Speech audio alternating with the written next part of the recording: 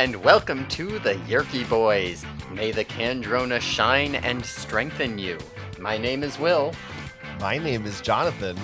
And we are the Yeerky Boys. I don't think we're going to get better at that. Well, that's probably right. Yeah. Here we are, talking about the Andalite Chronicles. We finally made it. Wow, this is exciting. This is a big day. It is our first Chronicles. Our first canonically important non-main series Animorphs book. Yeah. Exciting.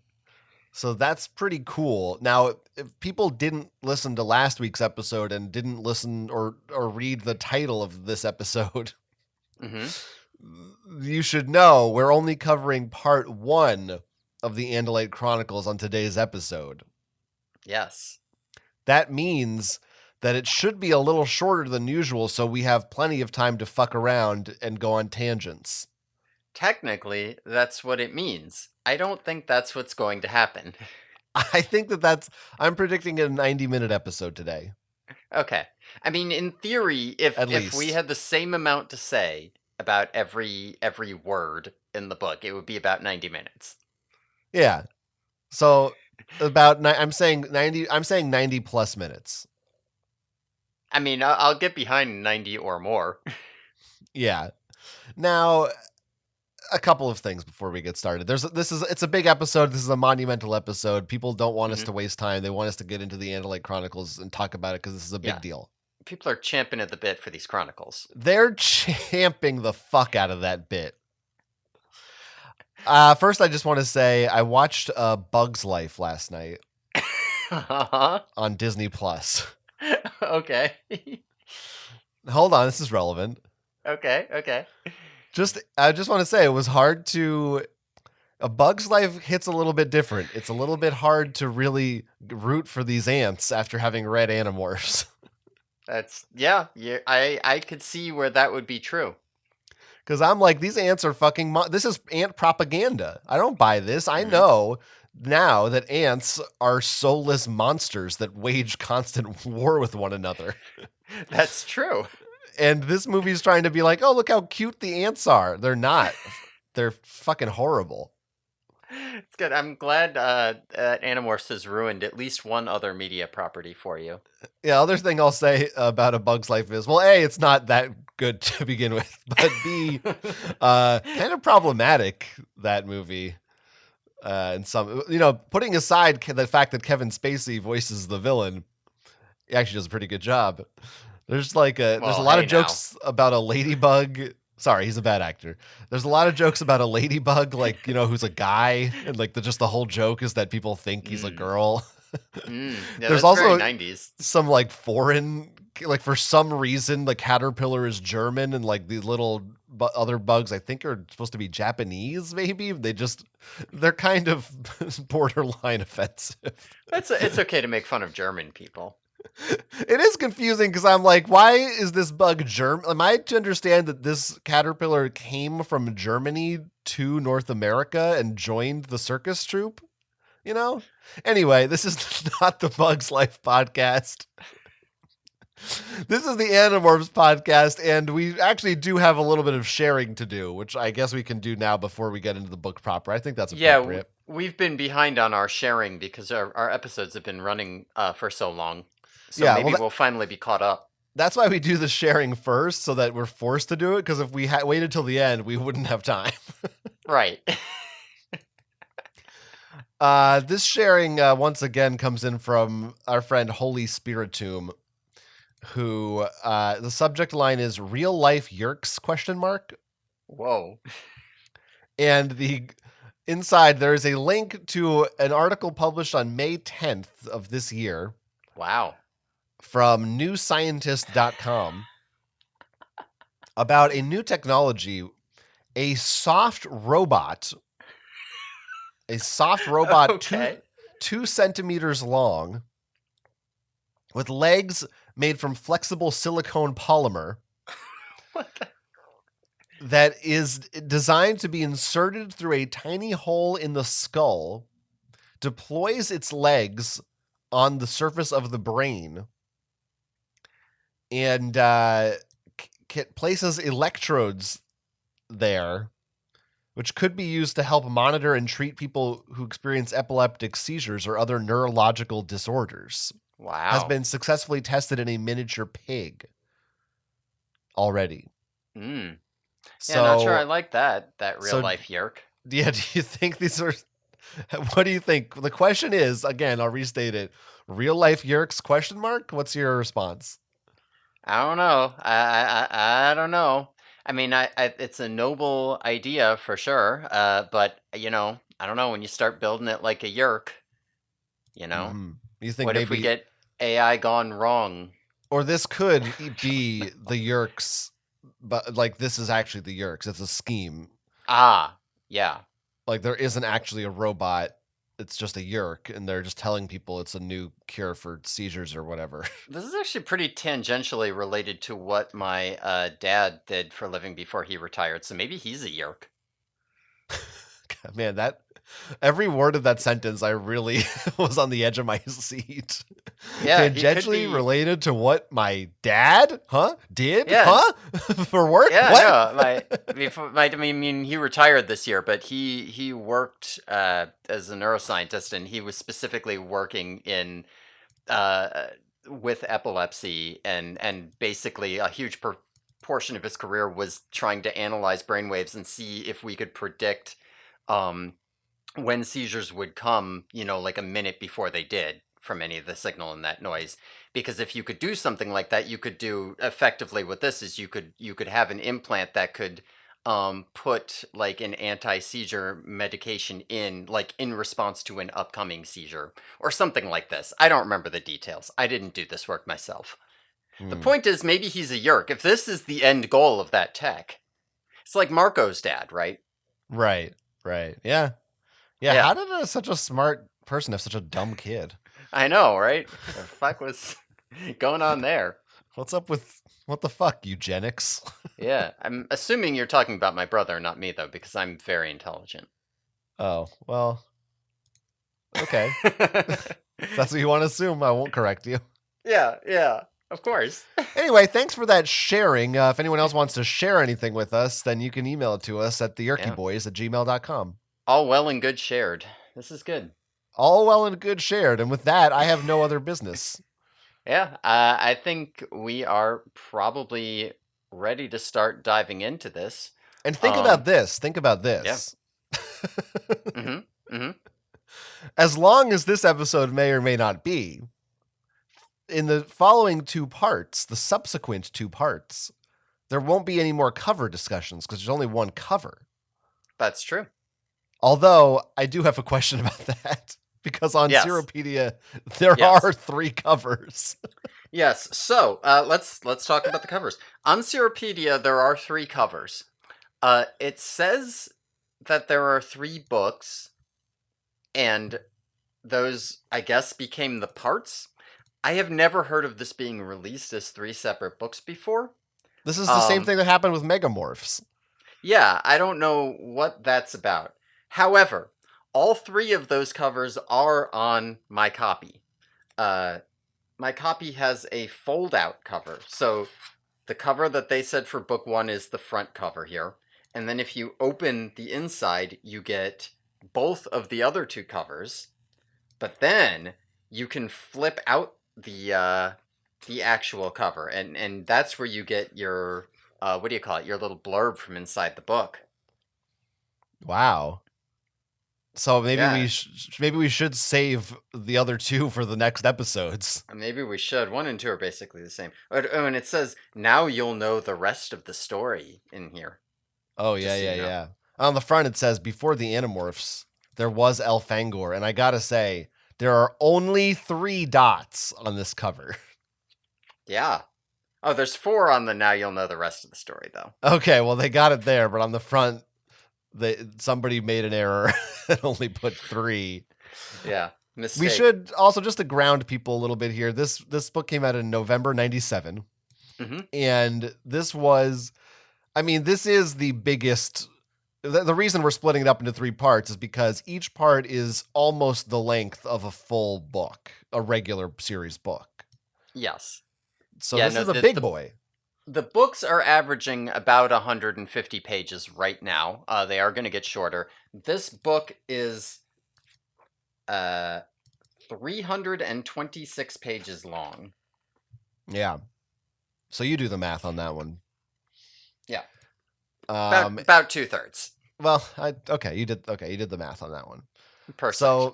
So it's a meaty book, and this is also a book that, for people who don't remember, I read some of these as a kid, but not all of them, and not for a long time. I'm 99, if not 100% sure I had this book. So, some of these books I'm like, I don't remember which numbers I read exactly. I'm pretty sure I didn't read the Megamorphs ones, but I know for a fact I remember this cover. It's a very memorable image. You had this book, yeah. Yeah, so I had this book. I have no memory of it whatsoever. None. That's good. It completely left me. That's good. This was one of my most reread ones as a kid. And actually, my copy has my name written in the front. Wow. It says Will in here in really sloppy little kid handwriting. Reminds me of Woody from Toy Story, which is another Pixar movie. Yeah. Now, this is my personal Woody. And reading this, I was, don't talk about your personal Woody on the podcast, please. Reading this, I was like, it's crazy to me that I ever experienced this and could forget it. Because I'm just like, I can't even imagine being a kid and reading this and having a reaction to it. Like it's so weird. Yeah. I mean, like I was saying before, and I don't remember if I said this on the podcast or if I said this as an aside to you off of it. The Chronicles books kind of, like, you can throw out the window just how crazy you think an Animorphs book can get. Because all of the most bonkers, wacky shit that has happened in the series so far, it's gonna be like that constantly for the full 300 pages. Yeah. Well, it's pretty, people should be excited. People should be excited to listen to this. It's extremely exciting. So the cover itself, we've got Elfangor standing proudly. Mm-hmm. In probably pretty hard. I'm not sure what you mean by that. Like, he's a hard dude, Okay, yeah, now I see. Yeah. I want to say this is the most fully realized illustration of an Andalite we've seen thus far. I mean, we've had Axe on the cover, but yeah, it's not quite as, when you got to like mix it in with another morph and stuff, you got to make concessions. And I feel like here you can really see the thickness of that tail. Like, that's a thick tail. Yeah. And he looks very fuzzy. It looks much fuzzier than I feel like they've been depicted before. Yeah, they are supposed to be fairly furry, like soft. And like Elfangor is a lot more cut, probably because Axe is just like a kid, so he doesn't. Right. I also think that his stock eyes, I feel like the eyes themselves are a little more oval shaped than I had been picturing them. They look more sinister and almost cartoony in a way than they are a bit menacing. Yeah. They kind of look like do you remember the like weird purple slimes from Monster Blood 4? The Goosebumps book? No. On the cover, the weird purple slimes, they had like stalk eyes or something. Unless I'm remembering something entirely different. I don't know that I read the Monster like Blood books. Okay. Yeah, if you don't remember Andalites, then maybe you'll remember Monster Blood 4. Not the other three. Those are totally different kind of Monster Blood. I was a Night of the Living Dummy kid. I didn't really. Okay. That was my thing. Yeah. And I was presumably he's on Andalite Homeworld in this picture. Yeah, or maybe he's in a dome. Except that you can see the sky. It's nice and clear. So if he was in a dome, it would be space out there. Yeah, because they don't have like a projected sky in the dome, right? They just see. No, I made a point of that because I was wondering about it in an earlier episode, but they do explicitly say here in this book, we'll see. Yeah. And you can see these Derashol trees coming up here. Those are the ones that look kind of like asparagus. Oh, right, asparagus. That's what I was gonna say they look like too. Oh yeah. Hmm, hmm. Yeah, not like a dog penis or something. Now, there's a ship in the background. Is that Hmm. what kind of a ship is that? Is that the Jafar or whatever it's called?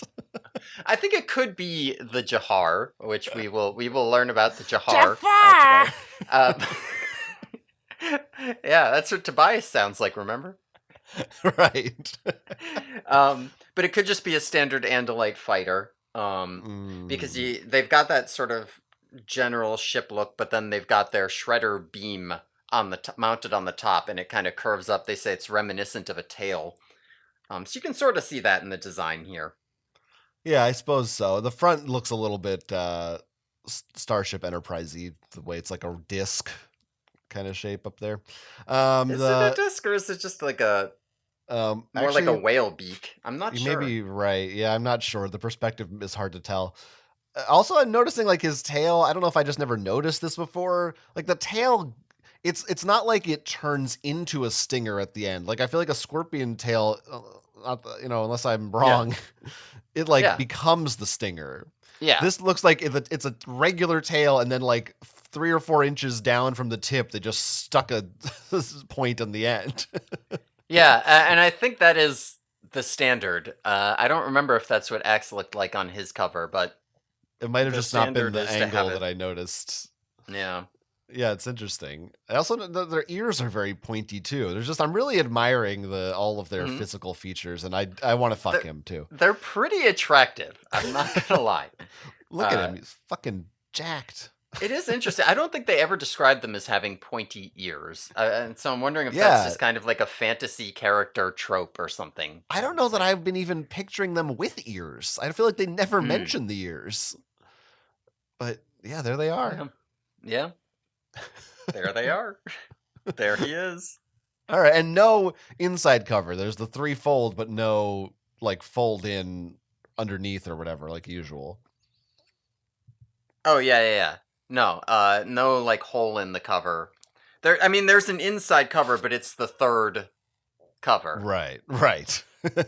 Right. So we'll save those, right? We'll save those for the Yeah. other episodes. Yeah, let's save those. We can move on. We've spent enough time not Okay. starting this. Now I'm ready to begin. This is a Okay. big deal. We gotta Yeah. ease our way into it because this is Yeah. a big. We got 3 episodes to Yeah. cover this book. And by way of easing in, this is once again dedicated to Jean Fievel, or Fievel. I don't know how to pronounce her name, but she's the Scholastic publisher she's been dedicated to in the past. Oh wow, yeah. Go So, west. yeah, that's right. Uh, okay, okay. So this Okay. book is a this Oh, book and has three also, parts. Yeah. yeah, I'll just also say for anyone listening, Uh-huh. I have only read part 1 so far, so I'm still. You will be listening to this like as in the dark as I am if you're reading along in that way. Yeah. Yeah, it's a very exciting because there's things that get set up here we're going to see more of in parts 2 and 3, and I'm very excited by the fact that you don't know how they're going to turn out yet. It's Yeah, it's great. I don't know. It's very Yeah. hype. Get hype, everybody! Yeah. Yeah. God damn, it's hype. So, 3 parts. Part 1. This part is called Elfangor's Journey. And we open with a prologue. Hmm? Whoa. So, the prologue to this book is, we remember the scene from the invasion, where Elfangor is dying in the I construction don't site. remember that. Have they ever recapped that or anything? It feels like it was a long time ago. Yeah, I don't know. It's a good thing they recap it here, because I might have forgotten. Yeah. Mhm. But as he's lying there dying, he opens up his mind to his ship's computer to record his final thoughts, since he knows he's about to die. And this, I suppose, in Andalite society is what is known as his Yeerk de l'Est. All right? Yep. Is this final record of his life. And as he's musing over his life, he mentions a whole lot of very tantalizing things that are going to get talked about in this book. That he's kept secrets from the Andalite his whole life. that he's been to Earth before, but maybe somehow hasn't. He talks about a secret weapon called the Time Matrix, and he says he came to this construction site specifically because he was looking to find the Time Matrix. And he also talks about what he calls a long private war with Visser 3 and claims to have created him in the first place. So, good opening. Really grabs you. Yeah, I mean, I just want to let's just recap here. Yeah. How long is this prologue? 3 pages? 4 pages? Yeah, that's about right. Yeah. In the span of these 3 or 4 pages, I'm now 4. wondering. I just looked. It's 4. 4 pages. Here's what's in my head. Okay, what's a time matrix? Mm-hmm. Okay. How did Elfangor create Visser 3? Mm-hmm. How has Elfangor been on Earth before? Mm-hmm. Who is Lauren? Right? Yeah, he brings up Lauren. And he also mentions a boy. Yeah. A boy I have just met, but not for the first time. Yeah. Which and I don't know, I'm speculating that this is Tobias, but it could be Marco or Jake, I assume is who he's referring to. I could be way off. But these are all questions that I have right now that I'm just like, okay, what the fuck is happening in this book? A whole lot is going to have to pan out here in this book. It really is, I mean, a consolidation of some of the craziest shit just thrown right at you right up front. Yep. We're going on a journey. This is our journey with Elfangor here. It sounds like a Disney ride, Elfangor's Journey. Now, okay, a couple other questions I have. Those questions we'll have answered in time. Yes. But before that, well, first, I like that this prologue is in present tense, that's also different for Animorphs. Mm-hmm. Kind of, I guess it makes sense because that's how he's writing it at this time. Although, isn't the rest of it is in past tense? So isn't it all part of his? Well, I guess he's saying now, but then he's telling you about the past. So yeah, it makes sense. Right. It makes sense. Yeah, he's saying, all right, computer, I'm going to give you my Yeerk Delest. And then the Yeerk Delest is all in past tense. So it's just occurring to me now. He's recording this like as he's dying, like in the first book. Yeah. So how long did he fucking stay alive for? It says he opens his mind. So I'm assuming, right, that like the rest of it was like a stream of consciousness, like the way your life flashes before your eyes, but the computer handles it and turns it into a story. Okay, damn, the fucking chat GPT on the Andalite homeworld kicks ass. I don't know. All right, maybe, I don't know. I mean, maybe K.A. Applegate just stumbled on his Yeerk Delest and she just plugged in and learned all of it and was like, I gotta write a story. Yeah, that must be it. I was also wondering what language this is in. I guess they kind of tell you like ThoughtSpeak translates languages, but then why is Yeerk Delest not translated? I don't really understand.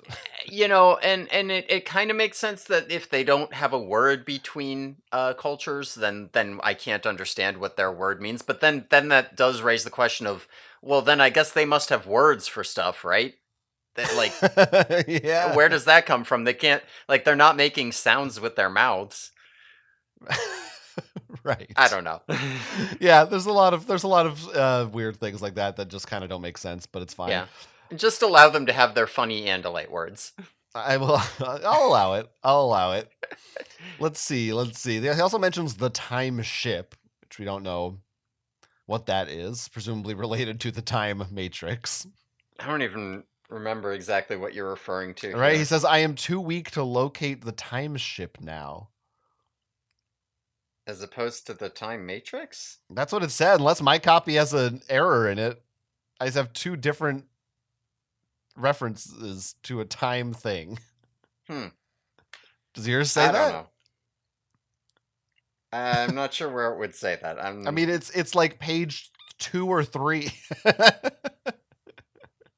Oh, it does say I am too weak to locate the time ship now. Strange.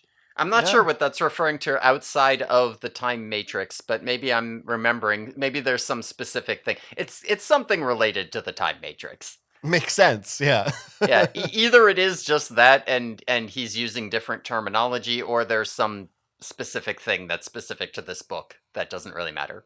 Okay. Or it was just a mistake. They forgot there wasn't. Could be, could be.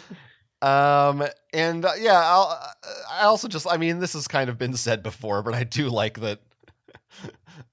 In his dying thing, he's like, I have left a legacy behind by giving 5 completely random children superpowers. The Earth now has defenders. I'm leaving on a good note. Like, he's Yeah. so confident that this is gonna work out. Well, he might have reason to be confident. Hmm. He says something. I don't have the exact quote, but he says something like, as I'm coming here and I'm seeing myself die and I'm seeing these kids, it feels like all the threads of my life are sort of coming back together and meeting, and I'm like realizing this is destiny or something. And he might have reason Yeah. to think that. Okay. Okay. All But right. Okay. That's fine. We'll see how that goes. It does, but I am reading it now. It does say, yeah, the computer records his memories. I guess they just have magic computers. Is this also the first time, I don't remember at least, hearing Elfangor's full name? uh, I feel like we said it before, but maybe not in like book 1, but like never since then. Okay. Yeah, it seems like it must have come up once, but yeah, Yeah, I didn't remember it. Elfangor's Elfangor. Serenial Yep, Sham. yep. Shamtel. Oh, Sham. Sham. Oh, sorry. Sorry, Sham. Sorry. I missed the last 3 letters. Yeah. Shamtul. Shamtul. I say Shamtel, but I don't actually know.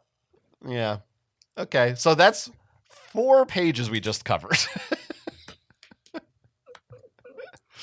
But it's just really, it sets the stage for a wild ride that you're about to go on. Yeah, yeah. And honestly, I didn't have that much written for these 4 pages. I just Well, felt like we would need to stop. because for you, like, if you know how this book goes, then this is just like, yeah, this is what happens in the book, you know? But Right, true. but for me, going into this the first time, this is like, I can't believe all this fucking shit's gonna happen in this book. Yeah, So, well, yeah. He leaves out a lot of stuff too. They go yeah, on a journey. All Elfangor's right. journey. Yeah, cut to 21 years before the events of book 1. So like mid 70s or so, let's say. Yeah, yeah. Set the scene. The Yeerks are loose. The war is still somewhat new, but it's been going for a little bit now. The Andalite dome ships overpower any Yeerks they encounter, but the Yeerks are everywhere, and the dome ships are spread too thin. And we find Elfangor as an Erist on the dome ship Star Sword. Right? We remember what an Erist is. That's a cadet Andalite. It's what Axe is. And he is training Tailblade fighting with Sophor, his Tailblade training guy, who is very stereotypical, like, the mean, tough weapons guy. And Sophor is like showing him up, and Elfangor kind of sucks, and Sophor is laughing at him. So Elfangor is feeling a little bit embarrassed, and Arbron shows up. Arbron is another Erist, also on the Star Sword. And he's kind of a jokester, which is weird for Andalites. He's the only Andalite jokester we've met and probably will ever meet. So he's been watching, and he's like making fun of Elfangor. But then their arguing gets cut short because they get called to the bridge by Captain Feorn. So Yeah. not much has happened here, but I feel like there's a lot to talk about. Yeah, I mean, we're diving right into full on Flash Gordon, Yeah. like Star Wars, crazy spacefaring lingo, weird alien names, completely immersed in this culture. I was kind of, I mean, a little bit Ender's Game vibes. Just the, like, I don't know, that may be a stretch, but just kind of the general feeling of like, everyone's at war, and like all the young people, they kind of idealize the soldiers, and they really want to be respected and make their way. Although it seems like they're the only 2 Erists on this whole Yeah. ship. Yeah, It's I not like mean, they're like they're training a fleet of them or something. right. I feel like there's probably a a reasonable number of Arists, but they can only take so many out, right? Because the Arists can't really do anything, right? They're Why are just they dead weight on there? the ship. They're in The- training. They gotta eventually you gotta go out on a mission, right? I guess, but is there like an academy then that they're like? Is there a Starfleet for Andalites? I, Or I would assume there is. I can't think of one, but that sounds right to me that there's some kind of Starfleet, and then maybe when you're at like the highest Arist level, they'll like assign you to a ship, and then the captain will be okay, like, "Ugh, I got my Arists for the year. I got to take care of them." Ugh. yeah, I guess so. I guess so. It's kind of. I mean, it seems like so for like he's just his whole job is to train two assholes. Like, I that's mean, maybe he also is a warrior. I don't know, but yeah, yeah, he's probably yeah. It yeah. would I like mean, it he make more does. sense to me if there was like a dozen who like stayed on the ship for classes or something. It is weird that there's Right. only two. I don't know. It is a little odd. I mean, maybe Feorn has some real pull with the high command, and so he's just like, I don't want Aerith on my ship. Where I'll take two, right? The other dozen they go on other people's ships. Okay, yeah. It is a thing in this that Aerists are very kind of looked down on, right? They're kind of like, Yeah. oh, those guys, they're not any good. Unlike us, we're the good, cool warriors who can fight. Yeah, and it's kind of fun because we get to see, Elfangor has just Yeah, been this kind of mysterious Yoda guy, and maybe Obi-Wan is a better analogy. And now he's, we see that 20 years ago he was just like a dumbass, like yeah. He's so just a silly kid. He spends a lot of his time being like, someday I'm going to be a great warrior, and da but then, and as soon as I get out there, I'll be the best ever. But of course, like, he still sucks. He's not any good at anything. Uh, yeah, so yeah, it's good. not yet. Now the name of this ship is the Star Sword. Yes, the Star Sword. Now, that is extremely Star Wars. Yeah, yeah, and we don't know. I don't believe we know an Andalite name that's presumably translated from, but Yeah. it's a sword. Like it's a weapon, goes through the space. It's a star sword. You Yeah, know, since when did Andalites make swords? Like, they have tails. that's a great question. That's a great question. What do they have? They use guns, right?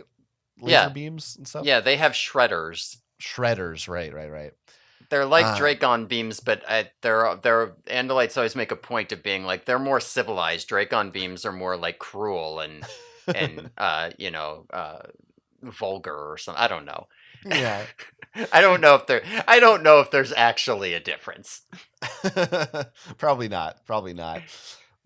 So yeah, there's a lot of fun stuff going on here. I had I had some questions about Andalite culture and Hmm. logistics. Sure, Like, how do they sleep? probably like horses do. They sleep standing up. Sure, maybe they get down. I don't Do they know. have? Because he talks about his quarters Yeah. and they're very small. Yes. So like he can't even turn around in it. So I'm like, he doesn't mention a bed being in there. Yeah. No, I don't think he has a bed. I mean, how is a centaur gonna lie down in a bed? I don't know. Yeah, I guess. Yeah, I don't know. That's why maybe they have some weird Yeah. pod or something. Yeah. No. He says everybody's got their quarters and everybody's got different amounts of room. So the Arists have so little that they can't even turn around. And he says, and this is where they mention driftball. He says the captain's Ah, quarters are so big he could play driftball in them. yeah, I like that driftball reference there. Yeah, there it is. There it You is. know There's about the driftball. driftball. Mm-hmm. Yeah, that's pretty cool. That's pretty Yeah. exciting. I also don't know why these guys are why are the Andalites the only ones fighting the Yeerks? Do we have is it because no one else is strong enough or because they're apathetic or because the Yeerks have already taken over every other species? I mean, it's hard to say, but it does feel like there aren't that many other species that are as advanced as the Andalites in like interstellar war. And so a lot of the species are more confined to their own planets or systems, or are just like merchant traders that are more spread out, um, and aren't as I don't know. It is an interesting question. Um, and and maybe we can talk about that in a little bit, but there is this sense that like the Andalites have always been, even when they were at peace before the Yeerks came, they were sort of like the like peacekeepers of the galaxy, right? Like they went around and made sure nobody fucked around too much. Yeah. And it was mostly them, and you don't see other people doing it. So I don't know. Right. It could just be that they're like the most advanced in this arm of the galaxy. Okay. Sure. Or maybe Andalites are just maybe other aliens are fighting back, and Andalites are just so fucking stuck up. They're like they don't even count. Yeah, I mean, I'm sure they are. You know, they might just not be fighting back on the same scale, like on a, you know, we sent guys to Mm, every system. But yes, yeah. 100%. You know, it does. It's like what Axe is always saying, where he'll be like, and then we Andalites will beat the Yeerks, and they'll be defeated, and you humans will help too, I guess. Right. Why is America the only one fighting the Nazis? That's right. Uh, That's not that far off from what's going on here. I guess I jumped ahead a little bit talking about his quarters, but No, I no, didn't. no. This is basically we're just talking about the dome ship. Yeah, yeah, Um, yeah, yeah. Because I mean, I have a. It doesn't matter. That's yeah. You can say what you want to say.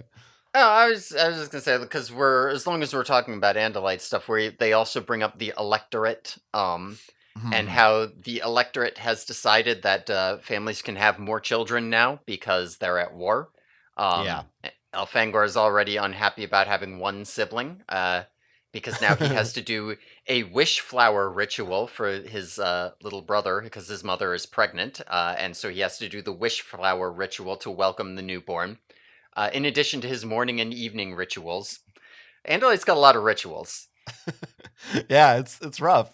I don't really know what a wish flower ritual is. Yeah, he's got to say a bunch of stuff at the wish flower. Right, of course, at the wish flower. Right, he's got a wish flower, so he's got to. He talks about this in the book. He says, you know, and of course I have to do it at the wish flower, which is in my quarters, which I don't fit in, so I'm like sticking out into the hallway and looking ridiculous. Yeah, it sounds rough. It Yeah. sounds really rough. Yeah, Andalite society apparently is like kind of like China. You can only have so many Yeah. kids. One child policy type thing. Yeah, no, and Andalites are very hierarchical and rules based. So yeah, like there is this the electorate is telling people what to do for the good of society, and that's how their families are going to run. They don't have that kind of individualism that we have here in Yeah, America. right. Fighters of Nazis alone. Right. And there was also a mention of minutes at some point, and it did, of Mm, course, make me question. I don't like, is an Andalite minute an Earth minute? I don't. mm. Seems like maybe it just is, but Yeah, uh, those might uh, be translated for our benefit. right. Yeah. Okay. Yeah. Yeah. That makes sense. That makes Yeah, sense. yeah, Yeah, but it seems like a cozy little home. yeah. You know, and it's fun seeing the dome ship again. Um, So they do get called up to the bridge, as I said, and they have to run there, you know, as fast as they can, because when the captain calls, you don't waste time. And we get to meet Captain Fayorn and Prince Briar, um, who, you know, they're all like these big hero types, you know, so Elfangor's kind of in awe of them. Um, they are up on the battle bridge, and we see, though the Andalites don't know this, that we're in the Earth system. Because right, he describes all the planets, and you're like, oh, that's Earth. And they see a Hmm. Skrit Na ship leaving from Earth, Yeah. which we don't know what the Skrit Na are yet, but we're gonna find out. Um, and Fayorn asks the Erists what they should do. Ha ha ha! Everybody on bridge, you know, and Elfangor's like, you know, about to faint. So basically, you know, the Skrit Na are smugglers and renegades, and sometimes they're allies of the Yeerks. So what they're going to do is they're going to basically chase them down, board them, and check for violations and stuff. And the captain reveals the reason he called the Erists up is that Skrit Na ships are cramped with low ceilings, and the Erists are the only ones small enough to fit in there and board them. So, Um. Yeah. So that's stupid. I, why that Andalites are stupid. There's that's the reason. Like, it's, I don't know. It just does not seem they can't take the Skrit Na ship aboard their ship or something. And like, why they send them out in their own fighter? They don't even like make them tag along with someone else. I mean, they're like part of the squad, Yeah. but they have never presumably been on a real mission before. They're now piloting their own fighter to go. I mean, I guess they're not really doing anything, but Yeah, presumably Elfangor has piloted fighters before in like Aerith training academy. yeah, Yeah, I mean, when I look at this scene, all I can think of is this is cop behavior, right? And when I was a kid, I didn't really think this. I was like, oh yeah, you got to check out those Skrit Na. But now I'm looking at it and I'm like, what did these Skrit Na do? When you see a Skrit Na ship and you're like, oh, those guys, they're always doing things they shouldn't. Time to hassle them and stop them and jump board their ship against their wishes and download all of their computer data just to see if they're doing anything wrong. And they're all gung-ho about it too, like, oh yeah, we're gonna get those Skrit Na. It feels like a bunch of cops. It feels like they see, Yeah. some, I saw some car and like, they're flying while Skrit Na. And I was like, let's get the junior deputies to go in there and hassle them. Haha, these guys aren't a serious threat, but we want to hassle them anyway. Yeah, I shared this sentiment reading this. I really was trying to figure out, do the Andalites have this authority to just stop and intercept ships whenever they want? Or are they just doing it because they can? Like, they're not actually a force in the galaxy. They're not actually cops. They just are acting like cops, right? They have this authority because they have the power to do so. They're the self-appointed peacekeepers, right? But like, yeah, right. But nobody, yeah, they appointed themselves. Yeah, nobody like voted them to do this. Yeah, they're like the Jedis, basically. Yeah, and it's funny because, like I was saying, as a kid, I just didn't see this aspect of it. As a kid, I'm reading it and I'm like, yeah, those nasty Skrit Na are up to something here. Right. And I do think, when I talk about how like Animorphs shaped my politics and stuff, I think this, like, part of it is this idea that, like, I'm very hard on Andalites in this podcast as well. I should be, but as a kid, I didn't see any of that. Andalites were cool. They were the good heroes. guys. Right, they're the heroes, at least for a while, until, the cracks start to show. And so as a kid, I had to kind of go through this process of taking, like, well, of course these are the good guys, and of course they're doing the right thing, and of course they're good, and kind of come to this realization of, they kind of suck, don't they? Like, they do. They're not great. And I got to have that realization with Andalites before I had to have that realization about, like, America and the police as, like, an older teenager. And so I was just like, this is one of those things about fiction, right? Is that for children, is that it gives you the opportunity to let kids kind of go on this journey before they have to do it with something that's real. Team Andalite Universe Police. Yeah, basically that. Yeah. It's I definitely can see. I'm sure as a kid, like you said, I would not think twice about any of this. Skrit Na sound like bad guys. Yeah. There's no, of course they're gonna go stop them. Why wouldn't they? The same way the Jedi are gonna go harass a guy in a black cloak or something. Yeah. They're thugs, is what it is. Yeah, but yeah, it really is.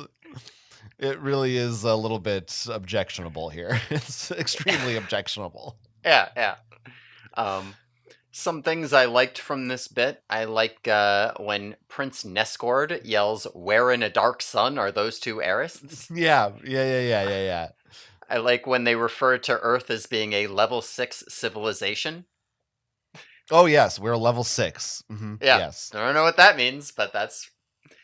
I also like when Arbron says if the Skrit Na put up a fight, we will put some tail into them. And yes.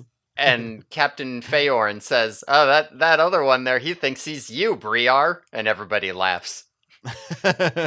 Classic Briar. Yeah, this is what Prince Briar is like. It is a good phrase. Put some tail into them. We also learned that Andalites use hand signals on the bridge Mm. because there's so much thought speech going around. They can't, like, it's too much. Yeah. So they've developed like a sign language, which I think that's kind of cool. It makes sense. Yeah. That is kind of cool, I for mean, sure. it's kind of cool, but it's also like our primary form of communication turns out is actually so annoying that we had to develop another form of communication. I mean, it might just be so much of it because like you could imagine this on like an actual human ship too, where it's like there's too much chatter. You need to have a signal or something Mm. like that because I can't hear, Can and you they can at least do imagine? some private. Yeah, yeah, you can in Andalite. Like in Andalite high school, you don't have to ever pass notes to anyone. you No, can that's you could true. be having a full on fucking conversation all the time, and no one will know. Yeah, the teacher could be talking about Saria Rips, and you're over there sending thought speak messages like, "Do you like me? Yes, no." Yep. Yeah, right. And then you Yeah, accidentally send it to like, you know, to everybody. Oh the no! the skank next to the girl you like. Whoa, now. I thought it was okay to use skank because that's been used in the books before. That's true. That's true. I was gonna say dog because I think it was maybe changed to dog in the revision. I Yeah, think I think you might be right if I'm remembering this. classic mix up there. Yeah. It's fine. I respect women. I Now, think I think another part of the problem on this thought speak thing before we move on is mhm. that their computers communicate by thought speak, right? Like they're always like, "Oh, I got to Mm. talk to the computer and say computer on," and the computer's like, "Oh, I here's the information," rather than displaying it as text, and just typing it in. Yeah, I don't know how efficient that is, but that does seem to be the standard. yeah. There's I don't know. I guess it's kind of similar to how I feel like this does this come up in the book. Maybe do they make a comparison like this, or maybe I'm thinking of something else where some of these things to us seem inconvenient and strange, but the same thing someone would say about humans probably if they never met a human before. It Like, could easily be. I mean, kind of, I guess it's sort of like the when he learns about them wearing clothes and things, but we'll get to that later. Yeah, there's a lot of culture things because there's going to be humans in this book, of course. It can't be all aliens Yeah. yet. We'll get some all alien books eventually, but Well, yet. I think we're aliens to other species, so That's true. That's true. but that's just me. So these Um, Skrit Na. yeah, they. I mean, do we want to talk about them right now? I don't know. We'll get. I mean, I feel like it's time for the next. Yeah, yeah, yeah, We will learn about it right now. yeah. Well, I mean, first they go out there and they get out in their fighter, right, and they're Mhm. flying out to fight to get the Skrit Na. Elfangor's piloting it. Arbron is manning the weapons. There's kind of a funny moment where because they gave him an older model of ship, and the older models have a faster acceleration for some reason. Elfangor accidentally shoots out past Briar's fighter, and he looks like an amateur, and he's really embarrassed. But then when they're out there, things start getting complicated. There's a second Skrit Na ship, and the Skrit Na fire at Briar, so the Andalites start shooting, and Arbron wants to take a shot too. So Elfangor flies him in. Arbron shoots the engine. It's a great shot. People are impressed, and they get complimented. One of the Skrit Na ships manages to take off to Z space, and the other one they've disabled the engines, and so they're going to board it. Yeah. So yeah. So I mean, this is like the first before we get into like the true what are the Skrit Na. We see just a little bit of what it's like to pilot fighters, right? Yeah. Which it's cool. Yeah. you Okay. know, I it just was not. want. Yeah. No. It was. I mean, It feels like a bridge scene. There's not really a.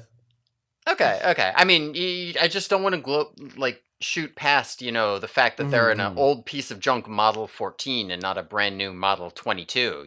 I did like that. I did like that, and it feels like saying it's just funny to be like, oh, this like an old 2012 Honda, not the new 2022 Honda or something. Like it's so.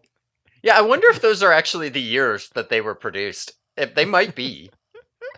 They just name the, or it's like an iPhone. You just add a number to whatever the model number is. Yeah. I mean, that's funny. Yeah, it's Why do good. they even have a mod? If they're on 22, why does this state of the art warship have a freaking model that's 8 models out of date? I mean, that's pretty normal to just have a bunch of old shit too. I guess. I mean, especially if it's not 8 models, maybe it's one model and it actually is just one was made in the year, 51 714 and the other one was 51 722 or something. Hmm. I don't know. Eight models kind of sounds like an Eminem movie. Interesting.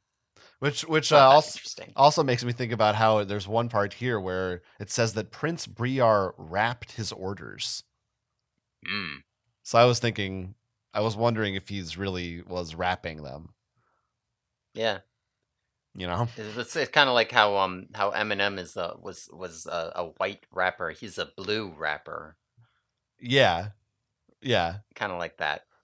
Do you think that the Andalites Yeah. know about rap? No. Well, I mean, maybe Axe didn't hear any rap because he said all human music sucks. So maybe he just didn't hear any rap music, and that's He why. didn't hear. When did Slim Shady debut? It's actually not that far away from this. I don't remember the exact year, but that's gonna blow his mind. yeah, that's true. All right, That'll remind him of old Briar's mixtapes from yeah, back in the day. exactly. That's what I'm saying.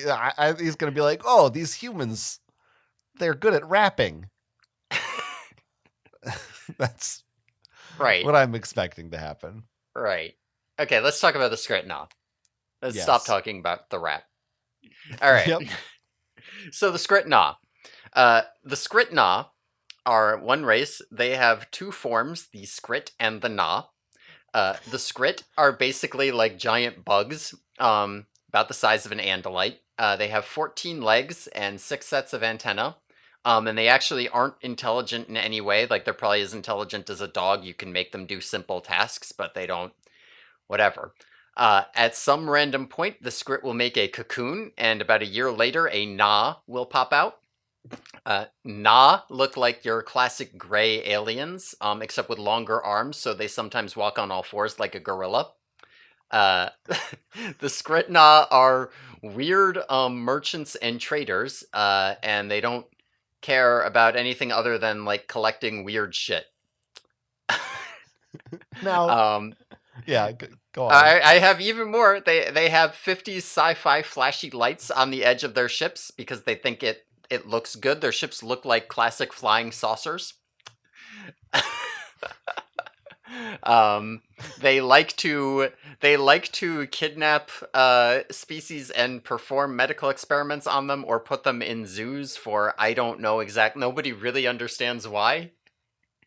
I mean, they're basically just like every alien trope that we have, except that also half the time they're bugs. So, are there pictures of these? Have they ever been illustrated in a book? I don't know. Maybe in some foreign release or something, because you always pull those weird alternate like Vietnam covers. I'm wondering because I mean, what you're saying sounds right, but when I read it, I didn't really. It didn't really click for me. I wasn't picturing a gray kind of alien. It says they have 4 very slender legs. They rear up and walk on just 2. Yeah. They have large Recall heads. this is Andalite perspective. Right. So they have 4 limbs, and half the time right. they use them as arms, and half the time they use them as legs. Right. Yeah, and they have 2 huge eyes, so I guess that's sort of like the gray-esque. Yeah. I mean, it kind of makes sense. They don't really give, in terms of physical description, they don't give you much, in my opinion. That's fair. You kind of got to fill in a lot of those blanks. Yeah, you could think of them as less gray-like, but they're so obviously the grays, right? Since they kidnap you and do medical experiments and they go around in flying saucers and stuff, right? Yeah, that's true. I mean, they're fucking weird, and I do like them. I like that they come out of another thing. Yeah. And it seems like the Skrit are kind of the lesser of the two. Like, they're not as mobile. They're kind of gross. They're not as respected. Maybe is kind of the sense I got was that Yeah, I the mean there's yeah. gonna be, I mean, when they're on this ship, there's like chaos ensuing, and the Skrit are just kind of walking around like it's not there, like they're just not really aware of it. I actually do think that they are like just less cognizant. It's a weird, almost like a symbiotic relationship, but I mean, he describes them as being two different races, but they are Yeah, one. they So are the same. Yeah, they go because the Skrit will go into a cocoon and then turn into a Na. does a Na then does the Na have sex and produce a Skrit? So here's the thing that's really weird. I don't, this wasn't here, but I have a memory, and I'm trying to remember where it's from, but I have a memory of the fact that Skrit Na are bad for a Yeerk infestation because sometimes Na will cocoon back into Skrit, and they can't predict when it will happen, and if the Yeerk's in it when it happens, they just die. Now, Huh. I don't know if that's true because it wasn't described here, but I do still get the sense from this that like there's no, the life cycle's a little odd, right? Like the when the Skrit decide to cocoon themselves is not like you can't really predict it. At some point they'll just go and cocoon. Yeah, it's weird. It's pretty weird. There's a lot Yeah. of weird stuff with these Skrit Na. Yeah. I don't know. Maybe they have sex as Skrit, and once they're nah, they're past sexual maturity. Yeah, that's what I was like. Then the Na does a Na just die, and it's not. It doesn't. The Skrits just make Skrits, and the Skrits make Na, and then that's it. Yeah, who, I have no idea. They're very weird. Yeah, they're weird as hell. But They're hey, great. Like I like that she took all of the alien tropes and was like, yeah, those are all real, but also it's so much weirder than you think. That's all normal shit. yeah, Skrit Na Na, honey, I'm good. Yeah. Or what about Um. Skrit Na Na Na Na Na Na? You know, you can do a lot of na na Yeah. nas. Skrit There's, Na Na, Skrit Na Na. at least I can tell which ones you're doing this time, as opposed to the other one. What? I don't even know what you were trying to. Oh, that reminds me from A Bug's Life. Yeah, they should have played that in A Bug's Life. That would have been a great one. Bow, bow, bow, bow. Bow, bow, bow. Yeah. Anyway, Yeah. so they're on board They the they Skrit Na board. ship. They board this Skrit Na ship. Let's do this. And when they get on, like I said, there's like boxes strewn about. There's Skrit randomly cocooned on the walls. The Skrit Na do not keep their ships particularly tidy. But they find the Na captain is being held at Dracon Point by a human girl named Lauren. And there's another human, a boy, who is unconscious. And she's like pointing the Dracon at them now. And Elfangor negotiates with her, and she decides to trust them and give him the Dracon beam. And Elfangor promises that he'll return her and the other boy to Earth. And Arbron copies all the files on the Skrit Na computer as is standard procedure. So that was kind of quick, but the point here is that we meet a human. Elfangor meets and talks to a human named Lauren. Loren. Yes, Lauren, Loren. Why is it? What is with the characters in this book? We have Eric, Erek. Like, I feel like there's always some weird name. I mean, Lauren maybe isn't that weird, but I feel like it's definitely a less common spelling. Yeah, it is for sure. And the boy's yeah. first name looks like a typo to me too. Are we gonna say? Well, also, first of all, you're saying how old are these people supposed to be? Boy it's and hard girl. to say. It is hard to say. They are clearly adults. children. Okay, they are. But I don't know how young children, right? Like for all I know, they might be like 16. This is so. I mean, maybe it's just because of the name. I was picturing like people in their 20s or something. I was not thinking these were kids. Does it say they're kids? I don't remember if it says they're. Oh no, there's implications that they're kids here, but I don't remember if it explicitly says it. But they are kids. He just calls them females. Yeah, I mean, Elfangor doesn't know, right? Yeah, right. I mean, yeah, I don't know. I mean, but I think they're kids the way Elfangor's a kid, right? Like, he's still, like, he's not really a full adult. And the same way that Axe is an heiress, then the Animorphs are kids. It's a kid's book, so I think you are supposed to picture them as kids, but I guess I'm just, it's my adult bias making them yeah. adults. Yeah, no. Well, also, do we say the other guy's name? We know we learned his name, right? Or is that not later? Later? Well, yeah, we'll learn his name when he wakes up, but Oh, okay. which we could just talk about right now if we want to. Yeah, doesn't it happen pretty much right now? I don't. What are we Yeah, waiting yeah, for? why not? All these things kind of run into each other, so whatever. So the boy is named Hedrick Chapman, right? Remember Chapman from the Animorphs series? I remember him. Yeah. So I'm gonna say right now, Hedrick sounds like it should be Hendrick, right? Hey, Does it not? It's a fucking yeah. I don't know what that name is supposed to be. Everyone just calls him Chapman. Hedrick, which is such a moment like the Dark Knight Rises. Oh, by the way, you can just call me Robin. Yeah, it's right. the fucking oh, is his name? Oh, Yeah. it's that moment. And it's kind of stupid because he's kind of a douche, like we find out almost immediately, and it's kind of dumb because the actual Chapman is like a cool guy, right? Yeah. Okay. So there's a lot here. There's a lot here. Yeah, there's a lot here. There's a lot here. Maybe we should have stepped back, but I feel like this, all the human stuff, kind of is part of a package right now to me. Yeah, I mean the Chapman thing is its own little chapter, and there's pretty much all that happens in it is that Chapman wakes up. So I was kind of putting it with the next section. It could be with this section, whatever. I guess is it Lauren that refers to a Na as a Twinkie? Yeah. Lauren refers to a Na as a Twinkie. Feels a bit homophobic. I honestly thought, I'm like, it doesn't sound like they look like Twinkies at all, the food. So to me, it actually seems more logical that she is using a homophobic, or not even necessarily homophobic. I mean, in this context, perhaps, but yeah, I mean, I don't really. I mean, to be honest, it probably is just like, oh yeah, this Twinkie, meaning like this yeah, guy she who must sucks. mean, but like, yeah, right. That's a weird thing. It is. It would make sense if it was like, yeah, they're beige and full of cream or something, but that's not what it is. Which is also, that's my Tinder profile. Right. For some reason at first also I didn't, or maybe he doesn't know it's a female at first. I just saw long blonde hair and I was picturing it was like a hippie guy with long hair. Okay.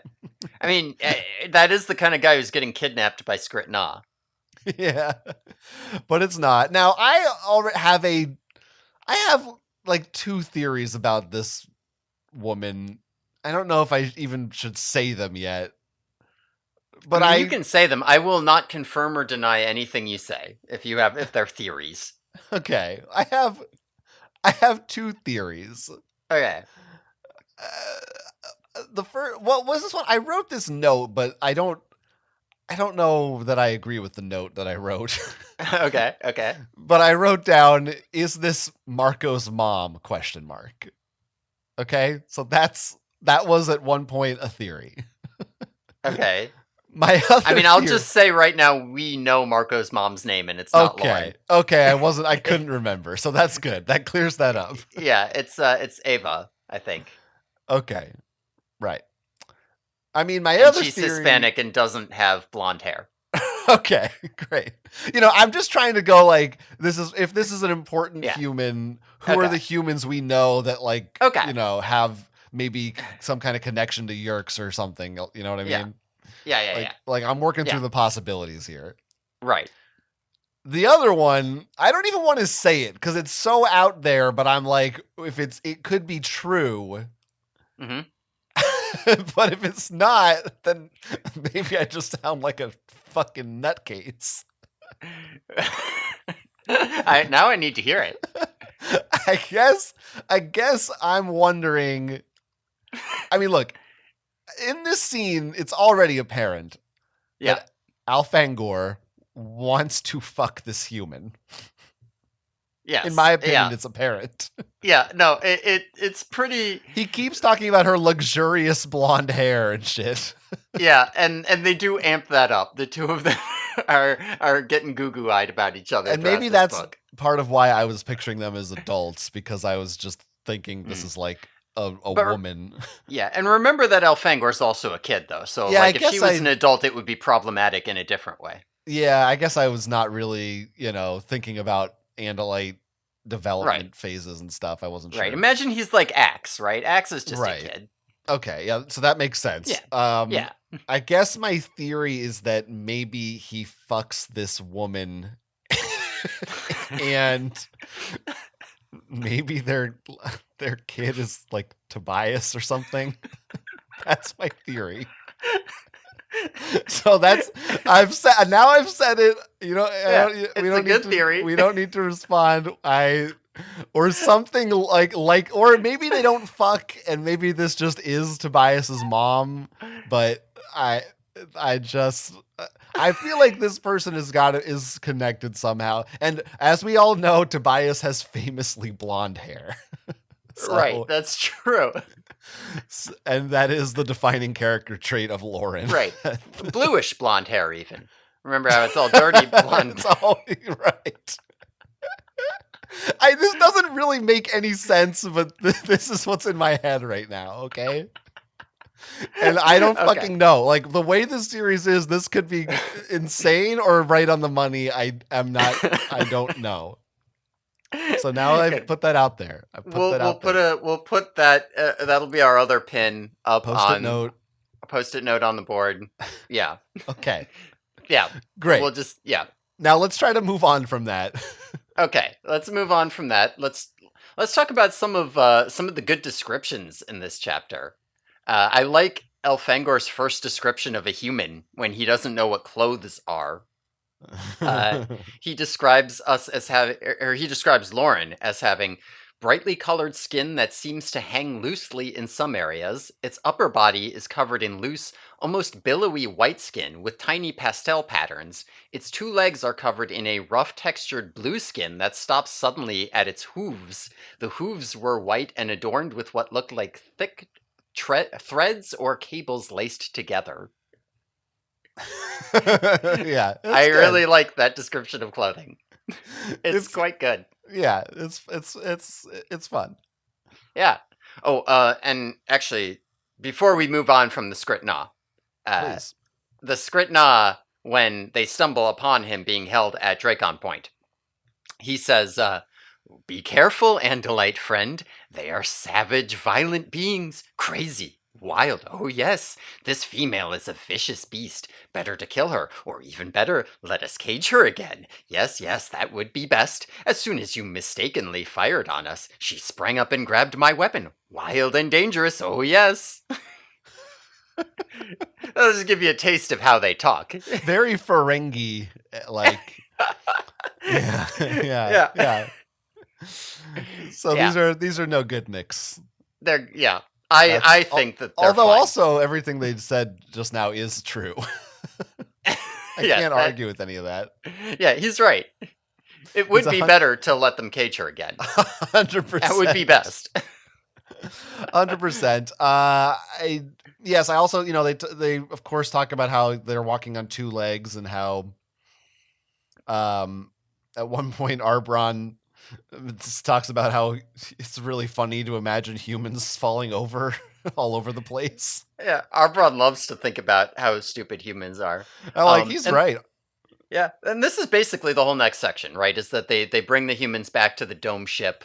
Chapman wakes up, whatever, and they're showing him around on the dome ship. So they get a lot of scenes where they're like confused by each other's biology because like Andalites eat grass. There's like a bit where Lauren takes off her shoes and they think she's ripping off her hooves and they're like, "Oh my god!"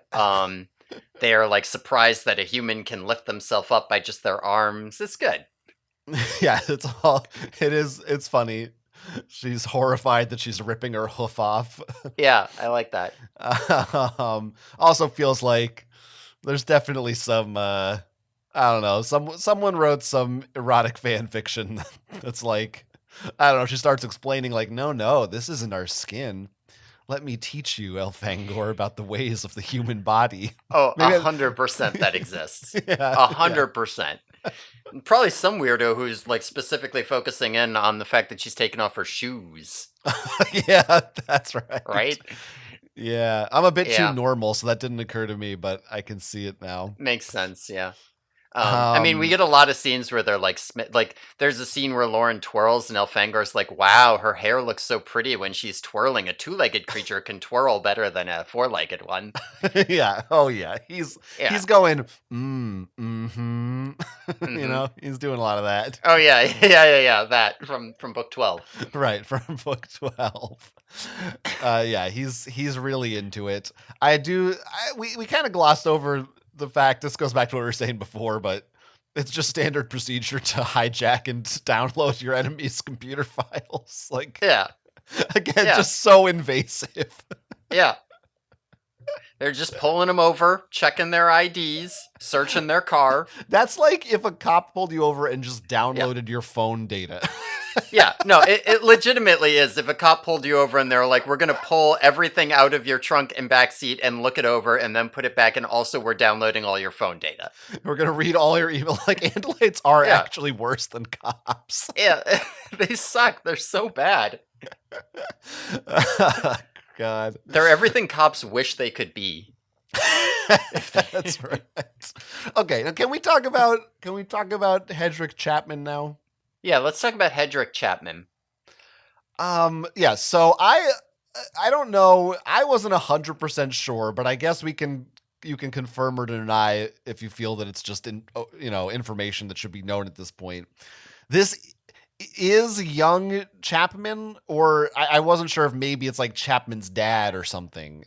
But- So he's not old enough to be Chapman's dad, right? Because it's like the 70s and he's like, Again, this is what I'm having a trouble kid. figuring out. Like, how old is Chapman in '96? How old is this guy? I'm well, having trouble. I mean, placing this. you can just think whoever, about 21 years have passed since this until the Animorph series. Yeah. So like if this guy is Chapman's dad and he hasn't had Chapman yet, then Chapman would have to be younger than 21. Which it doesn't work. You're right. Yeah, that doesn't make sense. Okay. Yeah. So it's definitely Chapman. Yeah, as a kid, I had this like headcanon where I was like, this guy's actually just a different Chapman. That's why he sucks so much, and the real Chapman is cool because he's just a different one. And she just decided to use the same name because she thought it was a good name for a villain. Now, Seropedia just lists him as the same guy. Seropedia just says the real Chapman is named Hedrick Chapman. I just assumed that in parts 2 and 3 it would become clear. I believe there's a strong hint at the end that it is him.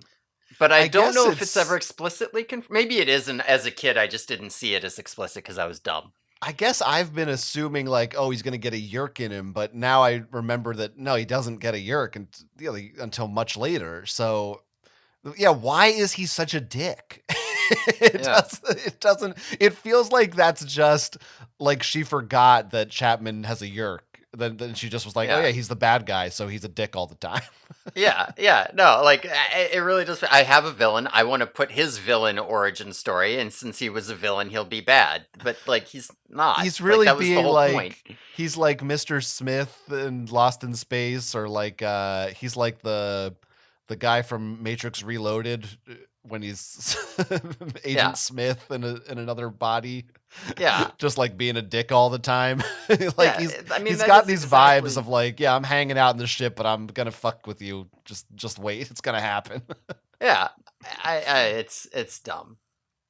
It's not great. It's confusing. And then the fact that his name is Hedrick, it doesn't help. Yeah. It's not good. I mean, this is kind of... It does feel a lot like Kay Applegate just completely forgot about book 2. It was like, there's no more... Who's Melissa? I don't remember who that is. Yeah, or it's just like, that was too messy. I don't know. He's just a bad guy, I guess. Yeah, I don't know. That's a little... I mean, and you could be like, I don't know, this is 20 years ago. Maybe he just was a dick, but Yeah, it maybe is it's I weird. wish because like maybe he learned a valuable lesson about not being a dick in this book series. But I got to tell you, if that's an arc he undergoes, you don't really see the conclusion of it in this book by the end. So I don't Mm, really know. yeah, yeah. They talk about how they eat and how humans spear chunks of hot dead animals and stuff them in the mouth. Oh yeah, yeah. Meanwhile, Elfangor is saying, we have 17 species of grass in 30 different flavors. Yeah, Yeah. and Oh, like they there's have also red grass. Yeah. yeah.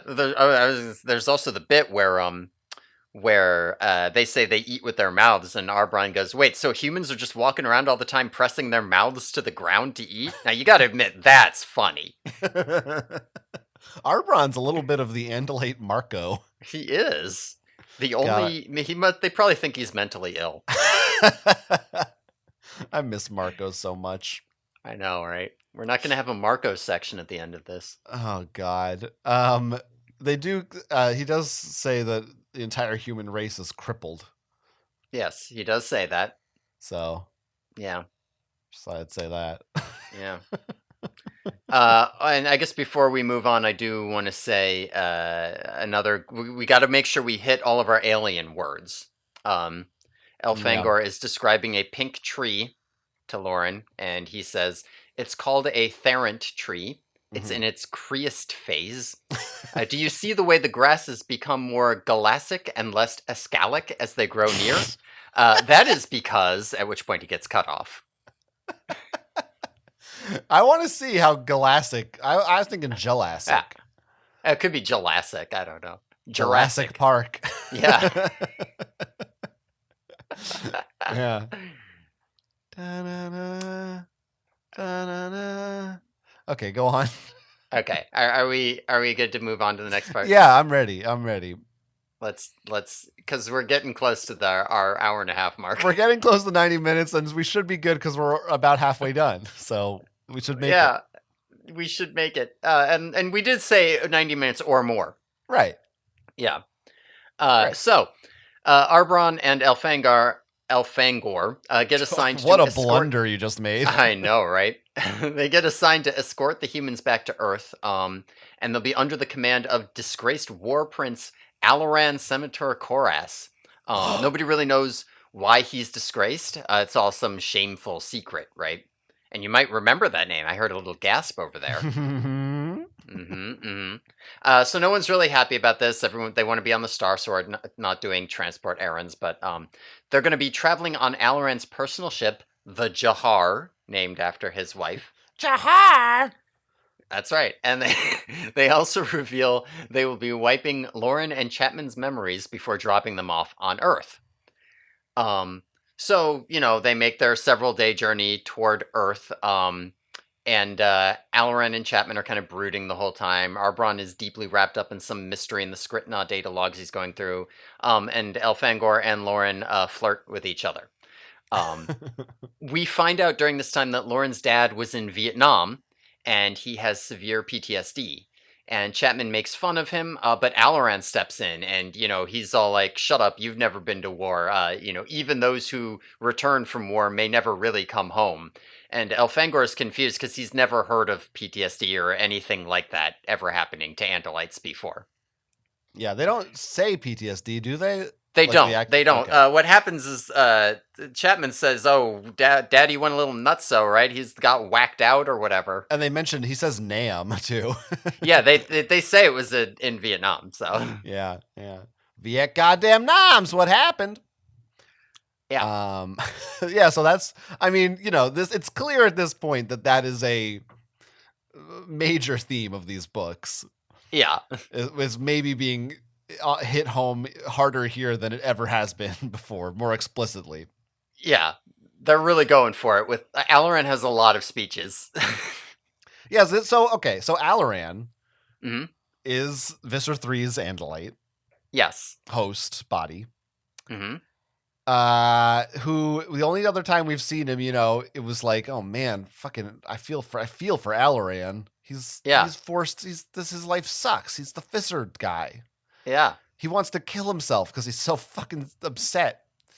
And now we get to see him as his own person, and it turns out he's just kind of a dick. Oh yeah, no, Alaran is very like, he I don't know, he's an old warrior. Everyone hates him. We don't know what he did, but he must have done something bad. And he's got all these speeches where, he'll say like, "Oh, the electorate wants war without slaughter. They want a clean, neat, honorable war. The fools." Or like, "Oh yeah, everyone wants a gentler, more balanced, more intellectual sort of warrior nowadays." Yeah, right. Yeah, He's an asshole. yeah. So, But like, it is also clear that like he's seen some shit, right? Like that's coming from somewhere. do we know an Andalite's lifespan? No, I just always assume it's basically humans, but Well, because I guess 20 years isn't that long a time, but he's still like going strong 20 years later. that's true. That is true. He is still going strong. Well, Maybe I guess they just have better health care. also, if you morph a lot, you don't age, right? That's true. I Maybe guess. when you morph, maybe you like, lose your wrinkles and stuff too. Yeah. I don't know. Yeah, because I guess Alaran was already a war prince. He's got to they be say at the- least like 10 years older than Elfangor. Yeah. Yeah, because they said the war's been going on for only like 5 years or something at the beginning. And at some point in that time span, the Hork-Bajir world had... Or we didn't find out about that yet. I'm sorry, never mind. Scratch Okay. that. Okay. We'll find out about it later. We'll just find out. At some point later on, it's going to get revealed that he was in this book, so it's not a spoiler. Well, we'll find out that he was on the Hork-Bajir homeworld. Okay. Right? So, Oh, yeah, in this part, don't they say that? Yeah, in this part, we find out. Yeah. Yeah. So it's not a spoiler for next week or anything like that. But yeah, he was on the Hork-Bajir homeworld during the defeat, and that had to be in the last 5 years. And he had to already be a war prince, not just a prince, but a war prince, right? Yeah. So I don't know. I don't know what wars they were fighting before the Yeerks, but they seem Yeah, to it have was a peace. pretty They just militaristic society, right? I don't know. they sure do. It seems like they always are ready for war. I don't know. Okay. Yeah. Yeah. I like the way Elfangor looks at. I almost called him Alf. Good old Alf. We'll just call him Alf from now on. Yeah, maybe I will. Alf Anger. Yeah. Elf Anger. I like the way he's into this Jahar. He kind of maybe is sexually attracted to this ship. It's a beautiful ship. He's really he loves it. He fucking loves it. And we talk a little bit about some of the maximum burn and time and relativity and how space travel works. Most of that was above my head. I don't really know. There's like a little bit about how like it's got to be a couple days journey to Earth. They can Z space close to Earth, but they can't Z space right up to it for some reason. And then they have to travel at normal speeds to get the rest of the way to Earth, because if they travel at relativistic speeds, they'll age weirdly. So that's going to take them a couple days, which is why they have all this time to sit around and talk. Yeah, you get to learn about. This is my favorite sentence in the whole book is when when Lauren bites her lip, and Elfangor explains, "A lip is a mouth part." Man, that would have made 50 Shades of Grey a much better book if we'd gotten that little explanation in there from Christian Grey when Anastasia bites her lip. Yeah, I didn't know. I was reading that whole book. What the fuck is she biting? A what? Oh, it's a mouth part. Yeah, now I understand. 50 Shades of Blue is the Andalite version. That's right. It's like Christianius Grey for Patang. Yeah, that first one's a little too Latin. They need to be weirder than that. Yeah. You really can't have Christ involved at all. Christanor or something, I don't know. This is kind of a nice little part where you don't often in Animorphs books get these moments to breathe. Yeah. And this is a few scenes of them just living in space and getting to know each other. So that's a nice way to break up the pace of this book. Yeah, it is nice, One of but the of course, advantages of having a longer book. Yeah. Yeah. I mean, I just always come, because as much as that's true, I always just come back to the thematic, like, oh yeah, the Andalites and their wars and stuff. That's more what I'm focused on here. Even though you're right. Like, it's nice to get a break from all of that. But Yeah. I do like that, like, Elfangor is just clearly completely unaware of any of, like, the dark side of combat, right? Like, it's clearly a thing. It's not that Andalites don't have PTSD, because Alaran knows all about it. It's just that nobody ever talks about that. That's just not a thing. He's the soldiers in the beginning of Saving Private Ryan or whatever. Yeah, He's not. He hasn't. yeah. He's gung ho. He's excited. And Or I think that's all of Andalite society, right? Like, the yeah. electorate is voting. It's what Alaran's bitching about when he says, like, oh, they want a clean, neat, honorable. It's like the Andalites all want war and they want to be warriors, but none of them actually want to deal with the reality of it. Speaking of which, Uh-huh. is there a bathroom on this ship? And how do Andalites go to the bathroom? They probably just go in the lake, right? I don't know. Like, I mean, the do Jahar they have plumbing?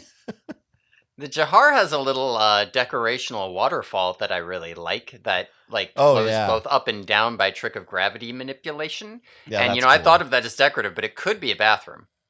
Well, they just never mention, well, A, where these humans are going to the bathroom, B, what they're eating, C, how they sleep, just on the floor. Like, they don't have beds, they eat grass, Yeah, I don't know what the humans are eating, and they clearly must just sleep on the grass. I will give you a little bit of a spoiler for the series, though, not for the book, but for the series. There are Andalite toilets. They do have toilets. Oh, we're gonna find out about those. Yeah, we'll find out about those. Okay, cool.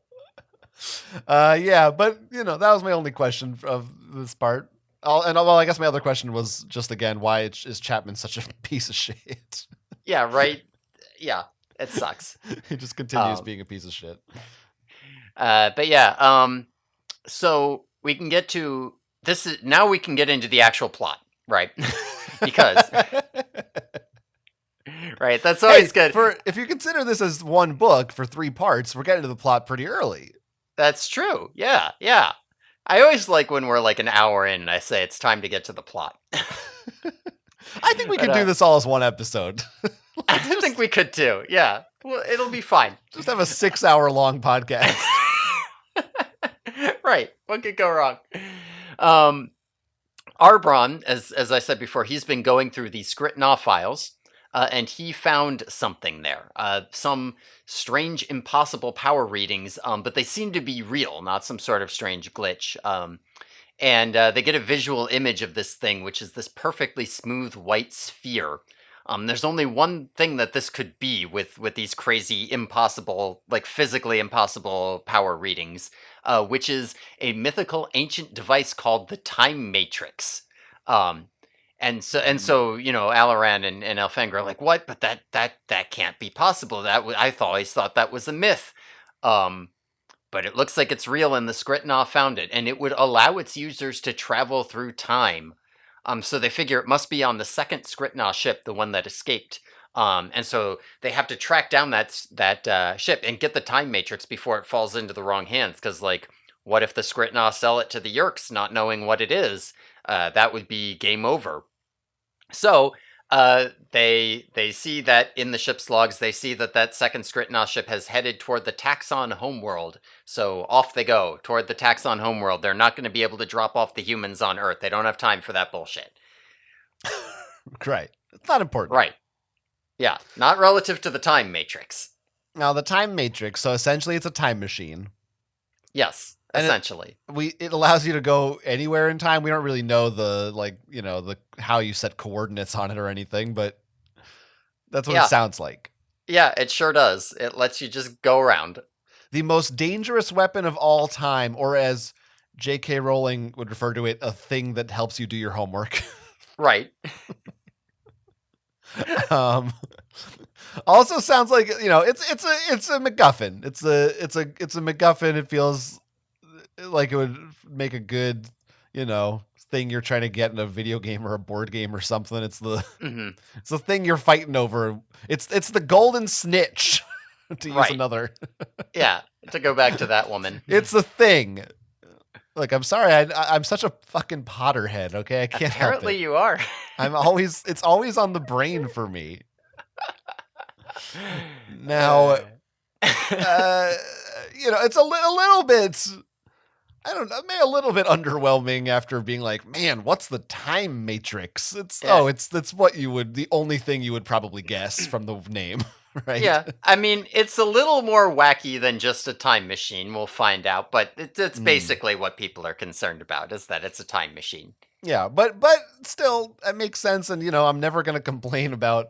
Well, that's not true. I definitely will, but I like time travel. It might not make sense, but you know what? I'm just throw as much sci-fi shit as you can at me, and I'm Yeah. here for it. Yeah. And I We've do already like had time travel. yeah, I like how she handles time travel in these books, Kay Applegate, because Mm. you do run into that classic problem of the like, oh, so they just used it for homework then, right? Like, why don't they use it for everything now that you've introduced it? And Yes. first we had the Sario rip, which was just like, well, we don't know how the hell to control that, and I don't know how this works. And now we have this time matrix where you're like, okay, this isn't supposed to be supposed to exist, nor is it supposed to be physically possible. It's been hidden away for 50,000 years, and everybody thinks it's a fairy tale, so it's not like really a thing you can just use. Okay. Yeah. Right. Yeah. It's almost like a legend. It sounds like Yeah, they yeah, maybe didn't even know if it really exists. yeah. That But does seem it's to be. But I guess they're confident enough to make a journey to go get it. Yeah, I mean, I guess they look at those power readings and they say these are definitely accurate and they are not physically possible, so it must be a time matrix because nothing else would give off readings like that. Yeah. The important thing is that they were justified in hijacking and illegally downloading the data. Yeah. Well, they already were because they kidnapped some humans. Right. They did the right thing. Uh, can you answer me why they don't inform anyone else about this? I Like, don't know. why doesn't he radio back to Captain Fayfon? And, Fayorn? yeah, Fayorn, and go, hey, there's a time matrix. I mean, I actually have a suspicion that it's because he's a disgraced war prince and nobody would let him go after it. And he's all like, this is my chance to do something. I'm excited. Because, like, they do say, like, Mm. he's just all like, whatever the whole time. But then when he sees this, he's, like, excited. He's like, yeah, we got to go save the galaxy. So I think Alaran might legitimately just be breaking protocol by not telling anybody. That makes sense. I wish that Elfangor was like, hey, let's call for backup. And Yeah, that would be nice. it's strange that nobody suggests that. um, but that's fine. Also, at this point is when I started to think Alaran and Arbron a little too similar. I think we could have. Mm. I feel like a name could have been adjusted there. Like, if you're with all these alien names and things, it could get a little confusing between the two of those characters. But that's just my Well, you little. just got to know him. It's fine. I mean, I guess it's a thing. Like in real life, you might know two people named Jess and Jessica or something. Right. Like, it can happen, So but this is just you being racist against Andalites. You can't keep their names straight in your head. yeah, this is me being racist against K.A. Applegate's writing. That just it's just usually good practice to be like, hey, just don't name your characters that close together. But at the same time, like I said, sometimes I kind of like that because it could almost be more realistic in a way. Yeah, I mean, I don't even notice that. These names are just ingrained into my head. Yeah, they are just both. Like, if you haven't read these books and you're just listening to this podcast, I wouldn't blame anyone who didn't really know which one was which. Alaran, Arbron, who are they talking about right now? They're both Andalites. Like, Halloran's the disgraced war prince who's going to become infested in yeah, Beavis or 3. I know you know. But this is the point: is that it's just like if you read this series too many times as a kid, it wouldn't even occur to you. I'm just saying, in general, I feel like it's good practice to not give your characters too similar names if you can help it. That's all. I suppose. So here's a question for you. They're hunting down this time matrix because they don't want it to fall into the wrong hands. Do you think that the Andalites are the right hands? Like, you really think these guys should have it? Yeah, I mean, definitely not. No one should have it. Maybe the Yeah. Elemist. He can do that shit already. He doesn't even need a time matrix. Yeah. Um Yeah. Yeah, no. I mean, I can't think of I guess it's better than the Yeerks. But well, they can go Yeah. back. They could go back and undo the whole Yeerk and I don't know. There's all we can't get into the fucking ethics and logistics of time Yeah. travel right now because it's just I mean, I know Alaran would. Alaran would 100% go back and genocide the Yeerks. or even just For sure. not don't give them space travel, undo Ciro's Yeah. folly or what Ciro's Yeah, I mean, maybe he would do that. whatever but they call it. I don't know. He's a little angry. Yeah, He might go a little further than just undoing Ciro's kindness. kindness. That's what it was. Ciro's stupid fucking decision. All right, but anyway, now we have our plot. Yeah, now we have our plot. Now we get to the action, baby. Yeah, now we can get to the action. So they're going to the Taxon homeworld. And Alaran is planning for them to morph Taxons, so they're pretty terrified about that. They pop into real space at the edge of Taxon space, right? They've done their big Z space jump. They're at the Taxon homeworld. They pop into real space, and they're going to commandeer a transport vessel to get close enough to land on the planet, since the Jahar would get spotted immediately. Arbron, turns out, he's just a great shot, so he shoots at one of their engines and disables the transport ship. They dock and board the ship. They immediately see a bunch of Taxons. They get into a firefight. The Taxons retreat. Hork-Bajir come out and they fight. They stop using their shredders because they don't want to blow holes in the ship. And Elfangor goes into a sort of like berserker trance, and he kills all his Hork-Bajir, and he also fights Alaran's and Arbron's Hork-Bajir. He sort of like whites out and beats them all. And when he comes to, they've won, and Arbron is like holy shit looking at him, and Alaran's like, oh yeah, I know your type looking at him. And Elfangor's all traumatized by it, and there's like, another kind of horny scene where he runs back and Lauren like holds him in her arms to console him. So This is our first combat, our first taste of combat for the Erists. So it turns out that Elfangor was right. If given the chance, he's just an amazing warrior. Yeah. But he just wasn't prepared for the consequences. Yeah, it's like Eric and murdering all those people. Oh, right. The Yes, right. Exactly. Yes, correct. It is like a lot like that. Yeah. And I don't know that I had much else to say about this scene, to be honest. It was just kind of, it was an action scene. They do some cool fighting. There's gross Taxons. We do learn more about the handheld shredder. Oh, yes. Yeah. It is literally just a phaser from Star Trek. Right.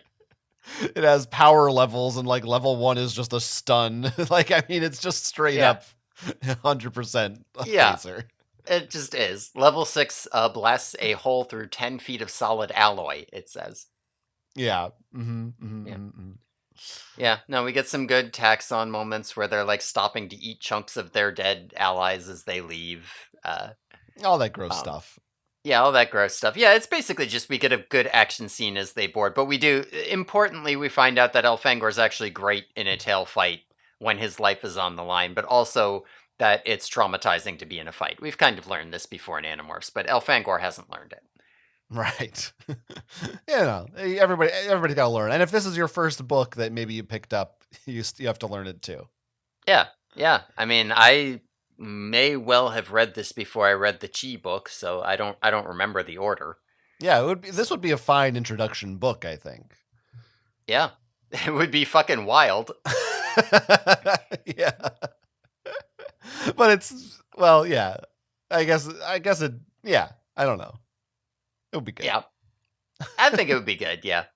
But yeah, so I mean, they have their action sequence, and they leave the Jahar to just kind of float their engines off, and they take control of the Texan ship to fly it to the surface. Elfangor tells the ship's computer not to listen to Chapman, and he gives Lauren a shredder just in case he tries some shit. Um, so on their way to the planet, they go into the cargo hold where they sealed up all the wounded from their battles so they can acquire some taxons. There's 2 taxons in there, and their Yeerks have already left them, and they have already eaten all of the other wounded, and they're trying to kill each other. So Alaran stuns them. Um, so they look around in the cargo, and they see there are thousands of Yeerks in pools here being transported to the Taxon homeworld. Alaran gives the command to seal the bridge and open the hatch, which would dump them out into space and kill them all. Elfangor won't do it because they're defenseless, and he's like, we don't execute prisoners.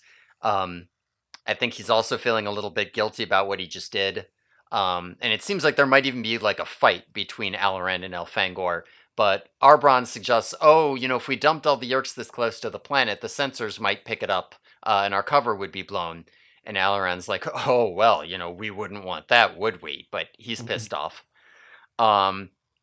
So we had that scene, and then Elfangor morphs a taxon in preparation for the homeworld, and it's very gross and it's horrifying, and the hunger is like so all-consuming that he wants to eat his fellow Andalites. He probably would have if he didn't see their tail blades. He definitely would have eaten Lauren and Chapman if they had still been there. Yeah. So I definitely okay. okay. Well, okay. So we're talking about, yeah. So first of all, I was a little suspicious of Couple Lauren in this segment. I don't know. By the end of this part, I don't think that's justified. I don't think, but I thought maybe this is a trick, and she's like, "Oh, please help me from mean Mr. Chapman. I need a whittle gun." And then she was gonna hey Chapman, we're gonna fuck him up. Nah, she likes Elfangor too much. Yeah. He's not gonna sleep with her. She also kisses him. She does. And he's confused by this. He doesn't really know what this is. Yeah. Don't Andalites, they must rub noses or some shit. They must have some kind of a kiss. They do. I believe it is they run their palms over the other person's cheeks or face or something. It's like a face touch. Gross. Yeah. But they do. There is an Andalite version of a kiss. Okay, good to know. Yeah. And they also mentioned specifically that the 2 taxons they no longer have their Yeerks in them, right? Yeah. Yeah, and they're gone. Yeah, I don't know why the Yeerks left, but this is taxon. These are natural taxons. Okay. Well, I was thinking that's foreshadowing. I thought, those 2 Yeerks are going to sneak off, and that's one of those Yeerks. I guess it doesn't make sense now that I remember what happens in the rest of this part, but at the time I was thinking, one of those Yeerks is Visser 3, and he's going to get them on their way back or something. But I guess they peace out, and it doesn't matter. Yeah, I'm not quite sure where they went. So, Elfangor in this scene. Now we're talking about these defenseless Yeerks in this Yeerk pool. Yeah, he's being a bit of a Cassie. Yeah, but there is something to be said about the fact that you are talking about dumping. I mean, they are defenseless Yeerks. They are prisoners of war. You are talking about a mass execution here. Yeah, I guess in my personal perspective, Yeerks are nasty little slugs, and they're ugly, and I don't care about war crimes, and I kill them all. Yeah, I mean that is Listen, That's how I I feel. it's understandable Alaran's perspective where he's like, look, would you rather they all get hosts and then you kill them then? War is about killing. It's about killing your enemy any way possible. But like war crimes exist for a reason, So you can do right? them. Yeah. So they have Well, a you could do purpose. them I even if agree. you didn't call them crimes. Yeah, I guess. But then they don't seem as fun. Yeah, I mean this is, I don't know if we are supposed to. I'm not really sure what the perspective is meant to be for the reader because we've also spent several books up to this point with the sole purpose of finding and destroying Yeerk pools with theoretically quote unquote helpless, defenseless Yeerks. So I don't. Is this supposed to be different? Are we supposed to question that from before, or I don't know. I don't know what K. Applegate's intention is with that. Yeah, I mean it's tough on the line between like, oh, let's try to destroy the Kandrona, let's destroy infrastructure that could hurt civilian populations, and let's actively. And I mean, I don't know if there are civilian Yerks, but that's its own Right. bag. Yeah. That's its own problem because that's so often used as a justification for real war crimes to be like there is no civilian population. The civilian population is working the industry which provides the machines of war or something like that. So it's okay to terror bomb them. Um, Yeah. I guess that like on Earth, there's no way those are civilians. Those are all. they're They're only there to fuck Earth up. I guess yeah on Earth I guess that's true. On this transport ship, there's a chance they could be quote unquote innocent Yeerks. Yeah, I mean they're just going to the Taxon homeworld here. They're Right. not We going anywhere in particular to fight yet. we don't know what their business is. I mean, I think on Earth, yeah, like if a Yeerk is in a pool, it's literally just because they came out of the head of a human, right? Like there's no. Yeah, or there's probably a surplus Yeerk population they're finding hosts for, but I don't know the details. So Uh, this maybe is a little murkier than that, is what I'm but saying. at best, these are prisoners of war. Yeah, but anyway, I think that they should fucking kill him. And now, Well, Alaran would like you. yeah, well, yeah, I did say he was kind of a dick, so I don't know. Maybe I shouldn't side with him, but no, I mean, I get it. I get it. I get it. It is. I am sort of. Yeah, I get it. Elfangor is very noble. Yeah, and it would be helpful to see more of Yerx's people. I will give you that. The more if we could see more Yerx's people, it would be easier to look at this and say, wow, this is a real problem. What you're doing here. Which is maybe even a more. Maybe that's more interesting and challenging, even to have to consider. What if they are all just evil? Does that give you the right to murder them? Maybe it doesn't. I don't know. Yeah, no, I agree. But yeah, and on that subject, this part at least really, I'm starting to really understand why you're so, why you like Taxons so much. Hmm. I totally get it. They're very sympathetic. I definitely vibe with these guys. They're chill. Uh-huh. They're cool. Yeah, I wish them all the best in all their Yeah, endeavors. They're we're just. talking about it next part. Oh, next part. Yeah. Not this part where when you become one, all you can think about is wanting to eat and consume your friends and neighbors. I mean, to be fair, they are overwhelmed with this impulse, right? Like Uh-huh. the Andalites portray them as having signed up so they could get fresh meats to feed the hunger, but like, don't you think there's a possibility that they're signing up so that they don't have to deal with the hunger? The Yeerk can deal with it because it's not pleasant being a taxon.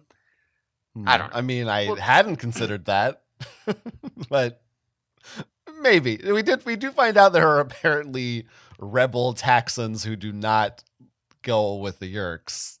yeah, we'll find out about that soon here. Yeah, Um, it is, so he morphs the Taxon here, as you said. I did just want to, because I did yeah, have a question from a while ago about why Axe was so astonished by taste. And Elfangor does say that one of the things they morph is a Jabala, yeah, which has a mouth. it does. It eats leaves. So, They, And leaves just don't taste very good. I guess, but it's, again, Axe acts like he's never even heard of tasting. I Like, mean, yeah, no, he does. maybe they don't have a tongue. Maybe they just suck things up and don't actually taste Yeah. them. I don't know. Or like it's like how all those like wild foods just they don't taste very good next to our like cinnamon buns, right? We're just like nuking our taste buds. And so if you just morph an animal and eat regular food, it tastes like nothing compared to what we put in our gobs. Yeah. Now there is still kind of some major stuff left, but we are starting to get towards the end here. Yeah, we are. We are getting toward the end of this first book. So, they land on the Taxon world, in the middle of like a hustlin' bustlin' spaceport, about a mile from the Skrit Na ship, which they spot from the air. And it's super busy. There's a lot of time spent describing this spaceport, which I think is a pretty cool little spaceport. Kind of reminds me of the one in Firefly, actually, in the first episode. But this is kind of it's at odds with the narrative back on the Andalite homeworld that the Yeerks are like beaten and on the defensive because like clearly they've got a lot that they're busy. As they're walking through, a taxon slips out of a maglev train and it bursts open as it hits the ground, and all the taxons in the area immediately rush in to eat it. Now Elfangor is like he's also caught up in the mad rush to feed, right? And he just barely pulls back in time to avoid eating the taxon, but he loses Arbron and Alaran in the process. So he's like off on his own, doesn't know where they are. And then all of a sudden he is surrounded by Hork-Bajir with Dracon beams, and a Hork-Bajir who introduces himself as Subvisor 7 steps out and is like, so what's up with you, Mr. Taxon, that doesn't want to eat the other taxon? Speaking perfect Gallard. Gallard, yeah. He's speaking perfect Gallard, which we find out at some point around here is the galactic standard for commerce. Wait a minute, it's literally trade. galactic standard. Yeah, it is. Smushed together. I didn't realize that. Yes, it is. It's literally galactic standard. Yeah. Gallard. Okay. Cool. Yeah. Mm-hmm. And is that it's it? good. Or, yeah. Oh, no, I was going to just Are we stop done? here for a moment because Okay. of just a couple little things about the spaceport. Like, for example, we see Geds again. Mm-hmm. Or Yeah, have we actually seen Geds or just heard about them before? I feel like we might have seen Geds on a pool ship, maybe in book 5, but I'm not positive if we've seen or Geds maybe before. in an Elemist vision we saw Geds. Could be. I don't know. But yeah, there's Geds around there. We also found Or out in that a the Yeerk Yeerk's on vision. board. Yeah. Yes, Yeah. you're right. That's it. In the Yeerk Yeah. vision. Right. Geds. We still don't get to hear him talk, which is too bad. But there's also Yeerks, the Yeerks on board the ship that they didn't dump. They find out they won't be unloaded for like half a day. So there is still the possibility that if they get back, he might still have to dump them. Right. So here's yeah, something I think is funny about. So you're seeing all the Taxons like do their they're like carrying cargo back and forth in the trains or whatever. Mm-hmm. Something that occurred to me I think is pretty funny about the Yeerks is they enslave races, but they're only their slaves mentally. Like the Yeerks still actually have to do all the physical labor themselves. They sure do. Like, it sucks being a Yeerk. Yeah, like if you're an Earth tyrant, you just make other people do it. The Yeerks make themselves still have to do it. Like why? Well, the Subvisors don't have to do it, right? The Council of 13 doesn't have to do it. It sucks. A ground level Yeerk. Yeah, it sucks. You'd think they would. Why would maybe keep some things not enslaved and just keep like regular slaves instead of brain slaves? They could still you can still enslave people without literally controlling their brain. I mean, and then you could just hang out and watch. This makes it seem like the Subvisors and whoever give a shit about the well-being of the low-level Yeerks. Yeah, they clearly don't. I guess that's what it is. Yeah. They clearly just don't. I mean, and there's also a thing where, like, it does seem like a lot of the Yeerks are just happy to have a body where they can move around and see and whatever, and they're not that Yeah. happy, but it's something. Yeah. Okay. Fair enough. Yeah. Yeah. But yeah, Subvisor gets Elfangor as Taxon onto a transport, and he's questioning him if he's an Andalite in Morph or a Rebel Mountain Taxon. Hmm. Um, which we've never heard of Rebel Mountain Taxons before. Um, and also worth noting that morphing tech, they say in the beginning of this book, is still top secret. So like this Visser guy has to know his stuff to know about morphing, right? It's not common knowledge that they can morph. Mm-hmm. Um, so he opens a hatch, revealing a taxon mound below, and threatens to push him down, let him be eaten if he won't talk. And he reveals, "Yeah, I know you're an Andalite. I was just messing with you." But says, "But I'll spare your life. I won't push you out and have you be eaten to death. If you will give me your Andalite body." Um, but Elfangor is like, "No, go fuck yourself." So he pushes him out the door. Elfangor hits the ground and splits open. Good old Taxon splitting open. And immediately he begins being eaten alive by swarms of Taxons.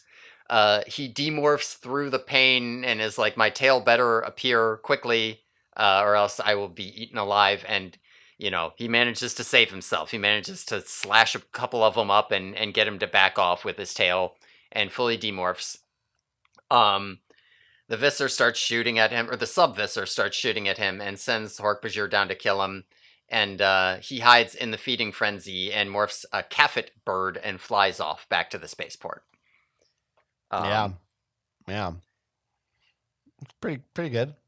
Yeah, good, fun little scene here. A couple of little things in here.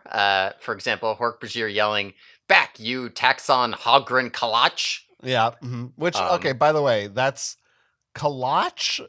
Isn't wife Kalachi? No, Kalashi. Oh, Kalashi. So Right. it's still pretty close to the word for wife, but I guess that's just a coincidence. Maybe it means like fucker, right? Right, it's like a vulgar version. The Kalashi's the one you have sex with, but then if you vulgarize it, yeah, okay. You see what I'm saying? Sure, I'll buy that. I'm going to write a book on Hork-Bajir grammar. You should. I'd buy that. Yeah.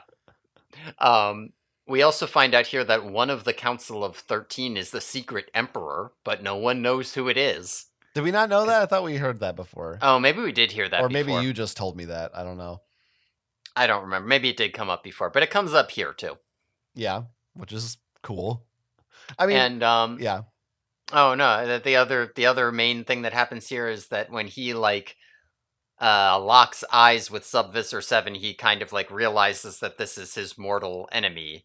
Right. So you might get a hint as to who this Sub-Visser 7 might be. Well, that's what I was going to say.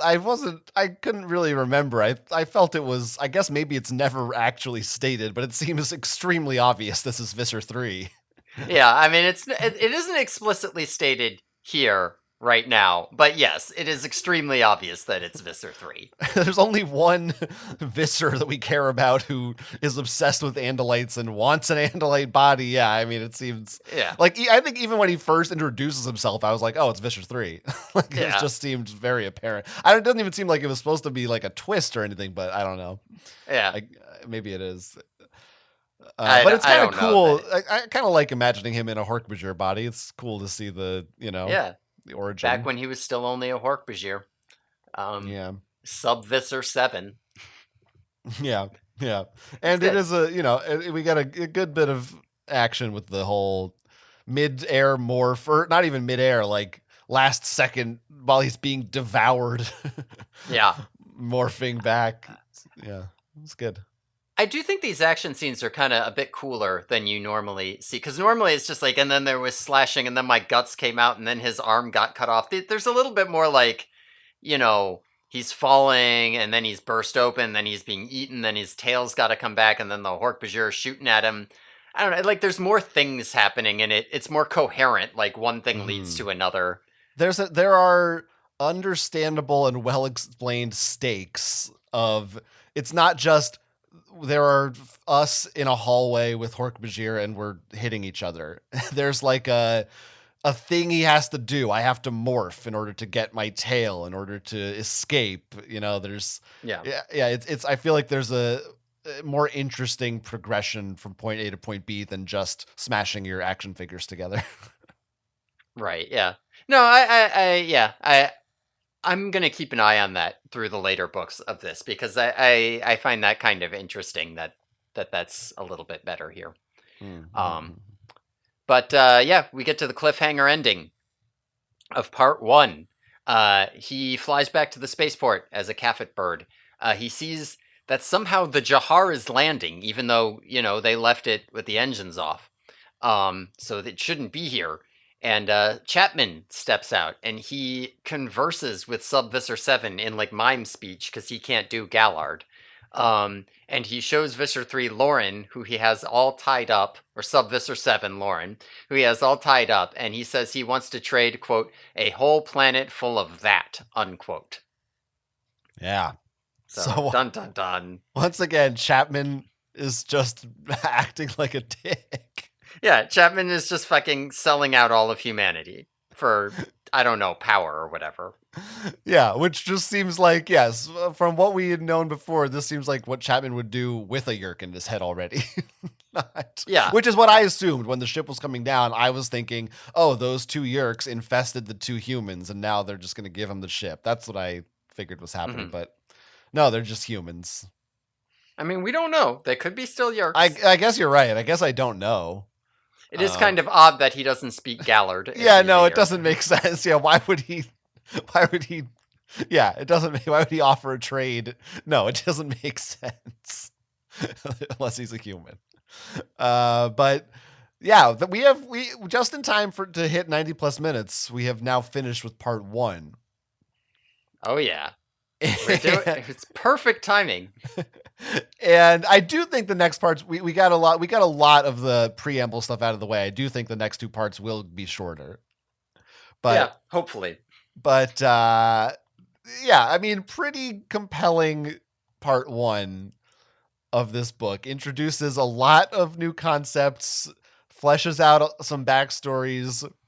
The more we talk about the stuff with Chapman, the less sense it makes and the less I like it, because that's starting to really feel like a George Lucas kind of thing right now. Yeah, that's reasonable, because I never liked that. But I mean, I don't know. We'll see how that develops. I'm actually pretty confused about how that's going to develop. There's a lot of stuff here that I can imagine is very confusing as to how it's going to develop.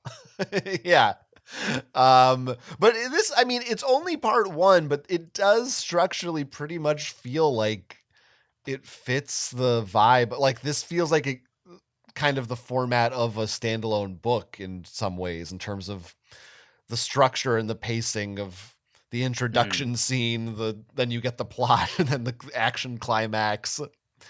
It works well kind of on its own.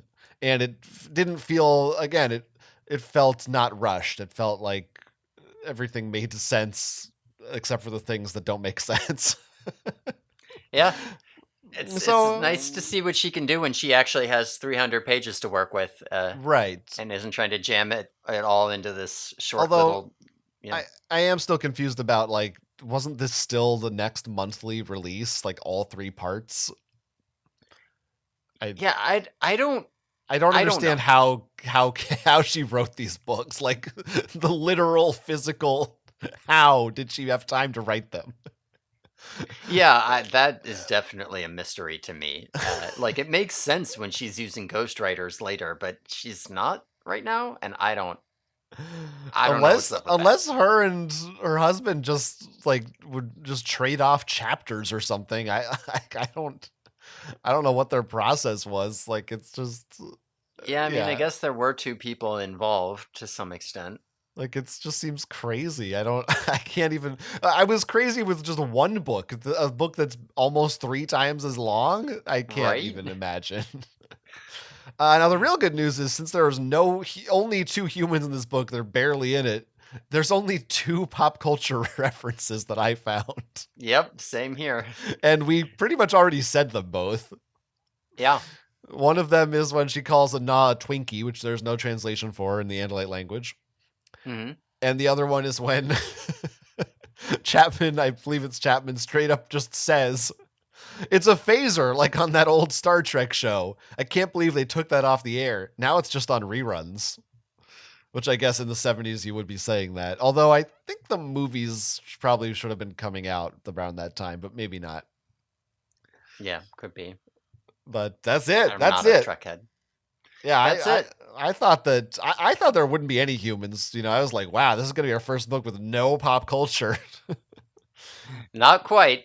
A Couldn't couple. quite make it without referencing Star Trek. Yes, it was all the implicit references weren't enough. We needed someone to say it. Yeah. Well, we'll see. Eventually, we'll beat this, but this might be our record for a long time for least pop culture references. Oh yeah, yeah, for sure. But yeah, I'm excited to get to parts 2 and 3. Yeah, I'm excited too. I'm very hyped for it. Yeah. I don't know if we have any more business before we close this out finally. I have no more business, but if you want to follow me on Twitter, you can. My handle is @Quentz, and you can also go to my website, jonathanestes.com, and you'll find my other podcasts and projects there. Yep, and you can follow me on Twitter @DogtimesMcGee. Yeah, and Thanks your again. website is? I don't have a website. Screw that. I don't even know if I'll have that Twitter that much longer. Your website Twitter goes under. I thought it was taxonlover.org. You're confusing it with my AIM handle. That's what it is. Yeah. Mm-hmm. Thanks everyone for listening. Tune in next time when we'll be discussing the Andalite Chronicles Part 2, Aloran's Choice, in which a ship flies around some planets on the Yeerky Boys.